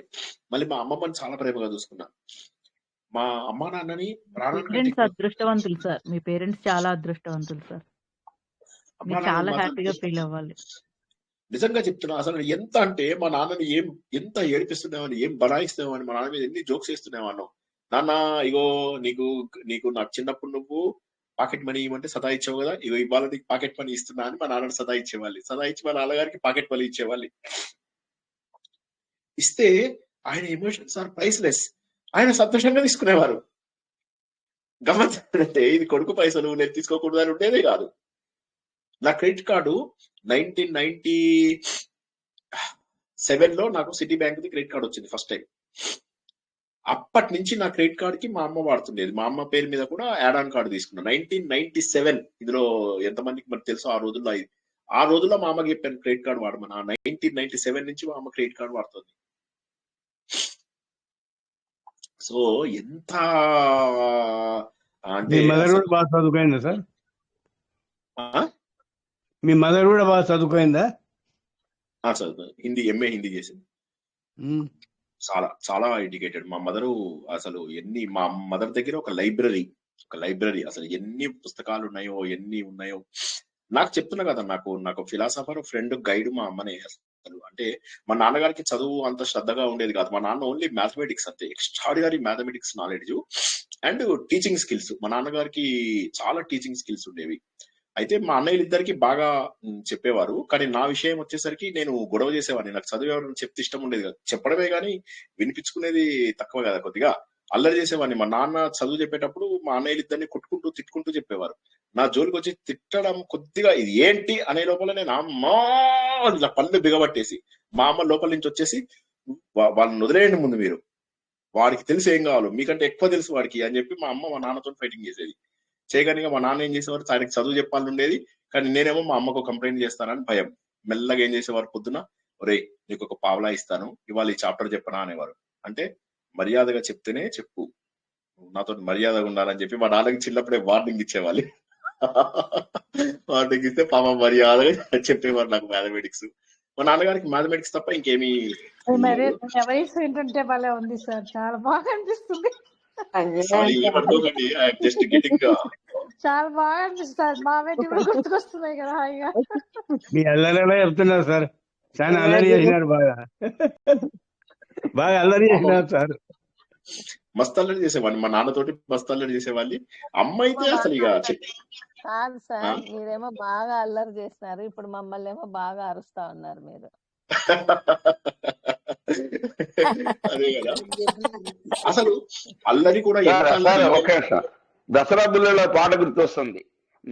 అదే అల్లరి పిల్లవాడే నల్లనోడే అల్లరి నల్లవాడే అల్లరి. అయ్యయ్యో అల్లరి పిల్లవాడే.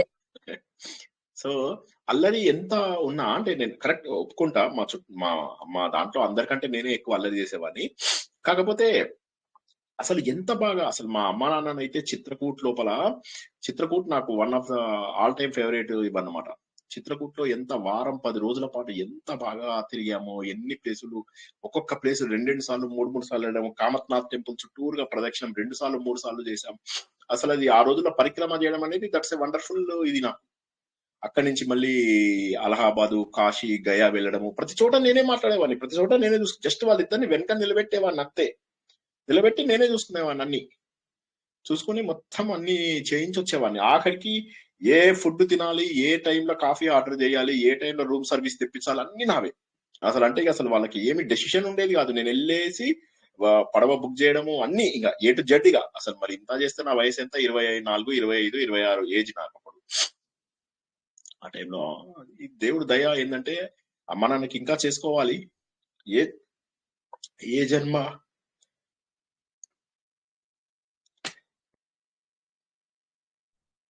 ఎప్పుడు వస్తుందో అవకాశం.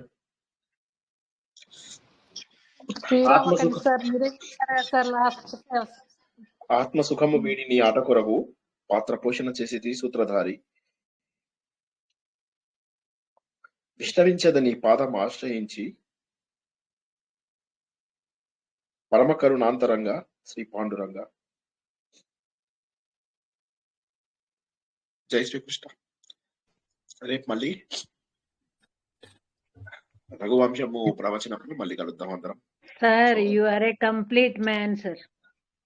మీ ఏముందండి, ధర్మం మీరు పాటించినారు సార్, ధర్మం పాటించినారు, తల్లిదండ్రికి సేవ చేసినారు, తల్లికి సేవ సకల చేసినారు. గుణాభిరాముడు. జాబ్ చేశారా సార్? తల్లిదండ్రులు అదృష్టవంతులు సార్, అమ్మ కూడా మీరంత జాబ్ సేవ చేశారా? చేసినారు. జాబ్ చేయలేదు జాబ్ చేయలేదు. అప్పట్లోనే అంత చదువుకున్నారంటే చాలా గ్రేట్ సార్ అసలు. చాలా గ్రేట్. అండ్ గమ్మత్ ఏంటంటే చదువుకు తగ్గ మెచ్యూరిటీ కూడా ఉండడం అనేది అది ఆశ్చర్యం. ఎందుకంటే మా అమ్మగారు, ఇప్పుడు మా నాన్నగారికి ఏం లేదు, తన ఫ్యామిలీ, తన ప్రశాంతత, అంతే, ఇంకా ఏమీ లేదు. కానీ మా మదరు అందరి చుట్టాలలో, అసలు అందరి లోపల కూడా దిగ్విజయంగా వెలిగి ఒక పెద్ద లీడర్ లాగా బతికి ఎన్ని రకాలుగా ఇదో అసలు, అంటే చాలా అసలు గ్రేట్ లీడర్. అమ్మ ఇన్ఫ్లుయెన్స్ ఎట్లా అంటే ఎవ్వరికి ఇళ్లలో పెళ్లిళ్ళైనా ఎక్కడ ఏదైనా కూడా ఏ చిన్న విషయమైనా మా అమ్మకి కాల్ చేసి అడిగేవాళ్ళు. అంత ఇది మళ్ళీ అట్టని చెప్పి మా అమ్మ ఓపెన్ అంటే ఎంత ఓపెన్ అంటే మా అమ్మకి చెప్పేవాళ్ళు, మాకు బ్రాహ్మిన్స్ లో కూడా రకరకాల సెక్ట్ సబ్సెక్ట్ ఇవన్నీ ఉంటాయి అనమాట, శాఖలు ఉపశాఖలు ఇవన్నీ. ఆ రోజుల్లో అవి కూడా పెళ్లి చేయడానికి ఆలోచించేవాళ్ళు. అన్ని మా అమ్మని అడిగేవాళ్ళు. నేను మా అమ్మని చిన్నప్పుడు ఒకసారి అడిగాను, అమ్మ నేను దేవుణ్ణి పూజించద్దా? ఇప్పుడు మా అమ్మనేమో విపరీతంగా పూజలు చేస్తుండేది. అండ్ ఎంత అందమైన గొంతు అంటే, అసలు ఎంత అందమైన శరీరమో అంత అందమైన గొంతు. అయితే అప్పుడు నేను దేవుణ్ణి పూజించాలా లేదా? మా అమ్మ ఏమన్నది తెలుసా, ఏదైనా సరే దేవుణ్ణి నమ్మినా సరే నమ్మకపోయినా సరే ఏదో ఒక మాట మీద గట్టిగా ఉండాలి అనేది. ఇంత మెచ్యూరిటీ ఎట్లొచ్చింది ఆ రోజుల్లో? That is what something. నేను ఆశ్చర్యపోయేవాడిని. కరెక్ట్ చేస్తారు, అటు ఇటు ఊగిసలాడకుండా దేని మీద ఒక దాని మీద ఉంటేనే బాగుంటుంది. అన్ని అటు చెయ్యాలా ఇటు వద్దా అనుకుంటూ ఎటు కాకుండా పోతున్నాం అలాగైతే ఇప్పుడు. వాళ్ళంత ధైర్యంగా కూడా చెప్పారు కదా సార్, నా పూజ చెయ్యమనే చెప్తారు కదా సార్. చెప్తారు. కానీ మా అమ్మ ఏమంటుంది, ఏది నమ్మినా సరే నమ్మకపోయినా సరే. మా అమ్మ అనేది, నువ్వు ఏముందిరా ప్రేమకి భక్తికి ఏంటి తేడా చెప్పు, నువ్వేదన్నా ఒక ప్రేమ సాంగ్ పాడు అనేది. నేను పాడితే ఆ ప్రేమ సాంగ్ మొత్తంని భక్తిగా కన్వర్ట్ చేసి దేవుడి మీద పెట్టు అనేది. పెట్టగానే నిజంగా కరెక్ట్ కుదిరేది. నాకు ప్రేమ భక్తి కరెక్ట్ అని చెప్పి మా అమ్మ చెప్పేదాకా నాకు తెలియదు తెలుసా, ప్రామిస్ చెప్తున్నా. నాకు మా అమ్మ చెప్పేదాకా ప్రేమ భక్తి ఒకటే అన్న విషయం నాకు తెలియదు. చాలా మెచ్యూరిటీ లెవెల్స్ సార్, చాలా చాలా గ్రేట్. అది అదృష్టం. అంటే అమ్మగారి అదృష్టం ఏంటంటే లక్కీగా పుస్తకాలు అవి చదవడము ఇవన్నీ కూడా. మా అమ్మ దగ్గర కూడా నేను చాలా పుస్తకాలు నేను తీసుకోగలిగాను. ఆ రకంగా ఒక రకంగా అదే అంటున్నాను కదా, నాకు ఫ్రెండ్, ఫిలాసఫర్, గైడ్ అన్ని అమ్మనే అన్నమాట. అన్ని ప్రతి విషయం నేను అమ్మ దగ్గరే నేర్చుకున్నాను. ఇంకా తెలుసా, నేను హైదరాబాద్ వచ్చానంటే అమ్మని స్కూటర్ ఎక్కించుకొని వెళ్ళిపోవాల్సింది అన్ని మీకు చోట్ల. తల్లే గురువు ఏంటి సార్, మీకు తల్లే గురువు అంతే. నాకు ఇక వేరే అసలు కదా, నాకు అమ్మ, నాన్న, మా పెద్దన్నయ్య, నేను వీళ్ళని ఎప్పుడు గురువులుగానే భావిస్తాను. నేను ఇప్పటికీ కూడా గురువుల గురించి చదివినప్పుడు వీళ్ళు ముగ్గురే నా కళ్ళ ముందు మెదులుతారు. నాకు శ్రీకృష్ణ భగవానుడు తర్వాత నాకు మా అమ్మ, నాన్న, పెద్దన్నయ్యనే నాకు గురువులు. సో నేను వచ్చిందండి మీ తాతగారు మీ అమ్మగారి వల్ల మీకు ఎంత జ్ఞానం. అసలు తెలియని సబ్జెక్ట్ అంటూ లేదు కదా మీకు. అది దేవుడి దయ. అది మన గొప్పతనం ఉంటది కదండి, అంతా కూడా దేవుడి దయ. నేను ఒక్కటైతే అనుకుంటా, ఏంటంటే ఏది మనం సాధించింది పరిణతి కొద్దిగా వస్తుందేమో గానీ అన్ని మిగతావన్నీ కూడా మనకు దేవుడి దయ వల్లనే లభిస్తాయి. సో అందుకే ఒక మాట సార్, ఇక్కడ మనము ఒక వంశములో పుట్టడమే మన అదృష్టం సార్. అది చాలా చాలా గొప్ప విషయం. నేను ఐ టు బిలీవ్. ఇప్పుడు మీ అమ్మగారికి అంత సుకృతం, పూర్వజన్మ సుకృతం ఆవిడకి, అలాగే మీకు పూర్వజన్మ సుకృతం, అది పరంపరగా వస్తుంది అలా. అది గొప్ప విషయం సార్. అది అదృష్టం. అది సాధన చేయగలిగే కుటుంబంలో పుట్టడం అది అదృష్టం. అందులో మా అమ్మ ఓపెన్ కల్చర్ నేను ఆశ్చర్యపోయేవాడిని. అంటే ఓపెన్ కల్చర్ చాలా ఇది ఉండేది. నేను ఎట్లా మాట్లాడేవాడిని అంటే, ఇప్పుడు నేను రోడ్డు మీద వెళ్తుంటే సడన్ గా స్కూటర్ మీద వెళ్తుంటే ఎక్కడైనా ఆర్కెస్ట్రా వచ్చిందంటే బండి ఆపేసేవాడిని. ఆపేసి అమ్మ ఇక్కడ ఆర్కెస్ట్రా ఉంది, ఒక 1 hour పడుతుంది అని. నాకు పాటలు వినడం అవి చాలా ఇష్టం. ఆ రోజుల్లో ఒక్క పాట వదిలేవాడిని కాదు, రోడ్ల మీద ఆగిపోయి వినేవాడిని. మా అమ్మ ఏం చేసేది, సరే కూర్చునిపోయేది. కూర్చుంటే స్టాండ్ వేసి అమ్మని కూర్చోబెట్టేవాడిని. అమ్మకి రే వాసు ఆకలేస్తుందిరా, కొద్దిగా నీళ్లు తర్వాత బిస్కెట్లు తీసుకురా అంటే అమ్మకు నీళ్లు బిస్కెట్లు తీసుకొచ్చి మొత్తం ఆర్కెస్ట్రా అయ్యేదాకా అందరు పిల్లలు అల్లరి గోల. నేనేమో మా అమ్మని అక్కడ కూర్చోబెట్టేసి నేను వచ్చి ఆర్కెస్ట్రా మొత్తం చూసి మళ్ళీ వెనక్కి వెళ్ళి అమ్మని తీసుకొని వెళ్ళేవాడిని. అంత అసలు మా అమ్మ ఒక్క మాట అనేది కాదు, మరి ఇందులో టైం వేస్ట్ చేస్తున్నావు అట్లా ఇట్లా అనేది. నాకు అది ఇష్టం అని తెలుసు అమ్మకి. ఓకే చలో. నాకు ఎంసెట్ టైం లోపల నాకు పాటలు విని చదువుకోవడం అలవాటు అనమాట. పాటలు వింటూ చదువుకోవడం అలవాటు. అందుకని చెప్పేసి ఏం చేశారంటే, నాకు ఒక చిన్న ట్రాన్సిస్టర్, దేవిది ఒక ఎల్లో కలర్ ట్రాన్సిస్టర్ కొని ఇచ్చారు అన్నమాట. అమ్మ అనేది అదే వాడికి అది వింటూ చదువుకోవడం అలవాటు, కొని ఇద్దాం. ఓ రోజు అంత బ్యాటరీస్ అయిపోతే మా అన్నయ్య నాకు ఇంకా జ్ఞాపకం 9:30కి వెళ్ళి అప్పుడు ఆ రోజుల్లో 9:30 చీకటి చీకటి అయ్యేది కదా మనకి చిన్న ఊర్లలో ఎట్లుంటది. అలాంటిది బయటికి వెళ్ళి మళ్ళీ బ్యాటరీలు కొనుక్కొని వచ్చి అందులోపల వేసి మా రెండో అన్నయ్య అరే బాసు చదువుకోరా, ఇక మంచిగా చదువుకోరా, అమ్మా నాన్న నీ మీద చాలా హోప్స్ పెట్టుకున్నారు. అమ్మ ఎప్పుడు అంటది కదా జీడిపప్పు కొనియాలని చెప్పి. అమ్మకు బాగా ఇష్టం, మా అమ్మకి జీడిపప్పు అంటే చాలా ఇష్టం అన్నమాట. ఎక్కువ కొనుక్కునే వాళ్ళం కాదు. సో నేను ఎన్ని బస్తాలు కొన్నానో అమ్మకు లెక్కలేదు. ఓకే, ఇక ఇవాళ ఆపుకుందాము, మనము రేపు మాట్లాడుకుందాము. చాలా మంచి యక్ష ప్రశ్నల లోపల మనం చాలా మంచి విషయాలు తెలుసుకున్నాము.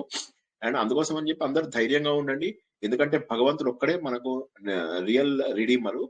సో కాబట్టి మనం అది గుర్తుంచుకొని మనకు అన్నిటికీ కారణమైనటువంటి భగవంతుడు ఏదైతే ఉల్లంఘించలేనటువంటి శాసనాన్ని మనకు అందించాడో అందులోపల మనం మన జీవితాన్ని మార్చుకోవాల్సినటువంటి అవసరం ఉంది. ప్రపంచంలో ఉన్నటువంటి ఏ సంబంధము మనకి ఇంపార్టెంట్ కాదు, మనకొక్క భగవంతుడితో మనకు ఉన్నటువంటి సంబంధం మాత్రమే ఇంపార్టెంట్ అనే సత్యాన్ని తెలియజేసేది మాత్రమే యక్ష ప్రశ్నలు. మహోన్నతమైనటువంటి విషయాన్ని నేర్చుకున్నాము. రేపు రాత్రి చాలా ఆహ్లాదకరమైనటువంటి రఘువంశంలో రాముడి యొక్క చరిత్రను కొనసాగిద్దాం. అదృష్టవశాత్తు గత వారమే రామాయణం మొత్తము ఆదిత్య హృదయంలో తెలుసుకున్నాము. ఈ ఇంట్లో రామాయణం కొద్ది డిఫరెన్స్ ఉంటుంది. ఇప్పుడు మనము రఘువంశంలో రాముడి దాకా వచ్చాము. రాముడి యొక్క వనవాసం ప్రారంభమైంది. ఇప్పుడు రాముడి వనవాసంలో కొద్దిగా కొత్త కథలు ఉంటాయి. రఘువంశంలో మనకు వాల్మీకి రామాయణంలో ఉన్న కథలు కాకుండా కాకాసురుడి కథలు అవి ఇవి కూడా ఉంటాయి. అవన్నీ కూడా రేపు తెలుసుకుందాం. అంతవరకు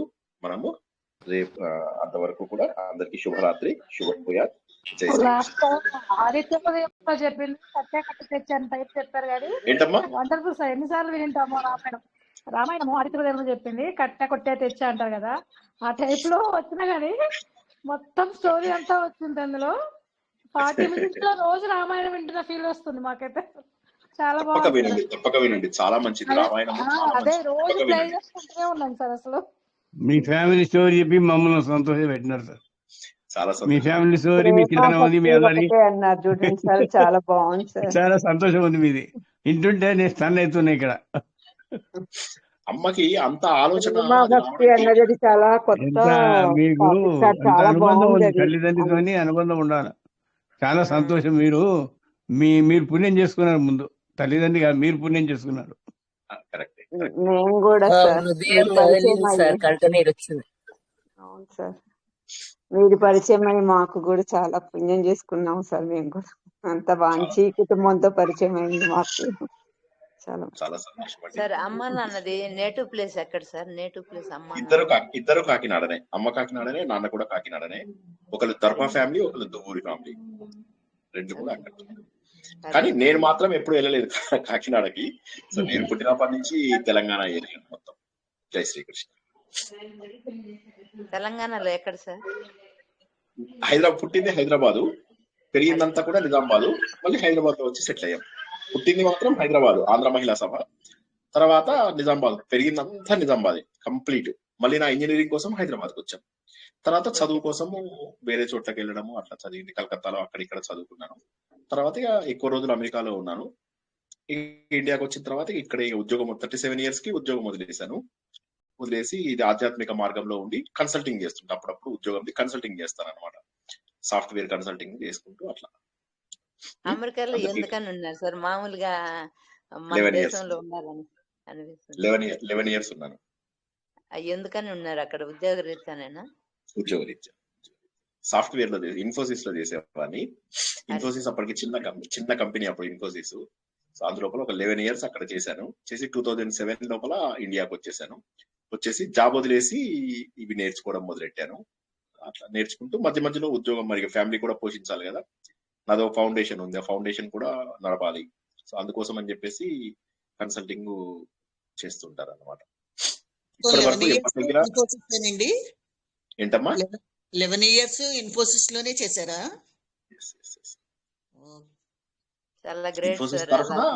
ఇన్ఫోసిస్ తరఫున అన్ని Fortune 500 companies, ConAgra, American Express, Wachovia, చాలా పెద్ద పెద్ద కంపెనీలు, Citi bank, JP Morgan Chase, multiple పెద్ద పెద్ద కంపెనీస్ లో చేశాను. చేసిన తర్వాత ఇప్పుడు కన్సల్టింగ్ చేస్తున్నాను. ఇప్పుడు కన్సల్టింగ్ లో కూడా సైబర్ సెక్యూరిటీ అంటారు కదా, ఇన్ఫర్మేషన్ సెక్యూరిటీ, సైబర్ క్రిమినల్స్ వాళ్ళకి సంబంధించింది అనమాట. Highest level of software skills అవి. ఓకే, సరే మరి అందరము రేపు టీవీ9 లో పేరెంట్స్ ఇంటర్వ్యూ ఉంది గురించి కదా చెప్పడం సార్, సార్. సాఫ్ట్ ఇప్పుడు చాలా మంది సంక్షోభం అని. పేరెంట్స్ కేర్ తీసుకోవడం లేదు. నేను దాని గురించే బాధపడుతుంటాను. మీరు అది చెప్పడం చాలా ఇన్స్పిరేషన్ గా బాగుంది సార్. అందరూ కూడా అలా పాటించాలి అని ఆ, అదే నేను అనుకుంటాను, నేను అల్లరి బాగా చేసేవాడిని కదా, నేను బుద్ధిమంతున్నా కాదా అని. కానీ మా నాన్నగారు డైలాగే జ్ఞాపకం వస్తుంది నాకు. పెళ్ళైన తర్వాత వీడు మిగతా దర్బా ఫ్యామిలీ లాగా అందరూ తల్లిదండ్రులను వదిలేస్తారు అంటే, నువ్వు ఎవ్వడు వదిలినా సరే వాసు మాత్రం వదలడు అని మా నాన్నగారు అన్నారు. ఆయనకు అన్ని జ్ఞాపకం వచ్చి ఉంటాయి. మా నాన్నగారు is not emotional person, is a very stable man. కాకపోతే ఆయనకి అది జ్ఞాపకం వచ్చి ఉంటది. నేను ఆయన అన్ని చోట్లకు తిప్పేవాడిని, ఇండియా మొత్తం తిప్పాను వాళ్ళని. తిప్పుతూ ప్రతి చోట కూడా ఎక్కడ వాళ్ళకి ఇబ్బంది ఉండేది కాదు. మా నాన్ననే వాడు వెళ్ళి అది తీసుకురా, ఇది తీసుకురా, ఇట్లా చేయి, అట్లా చేయి. మళ్ళీ ఎప్పుడు ఏసీ కార్లలో, ఏసీ వీటిలోనే తిప్పేవాడిని. ఆ రోజుల్లో నేను 90s లో వాళ్ళని తిప్పడం అనేది నాట్ ఇది. మళ్ళా మా నాన్న ఒకసారి బై మిస్టేక్ ఆయన స్లీపర్ లో చేసుకున్నారు రైల్లో. నేను అప్పుడు వెళ్ళలేదు మా నాన్న వాళ్ళతో. మా పెద్దన్నయ్య, అమ్మ, నాన్న ముగ్గురు వెళ్ళారు.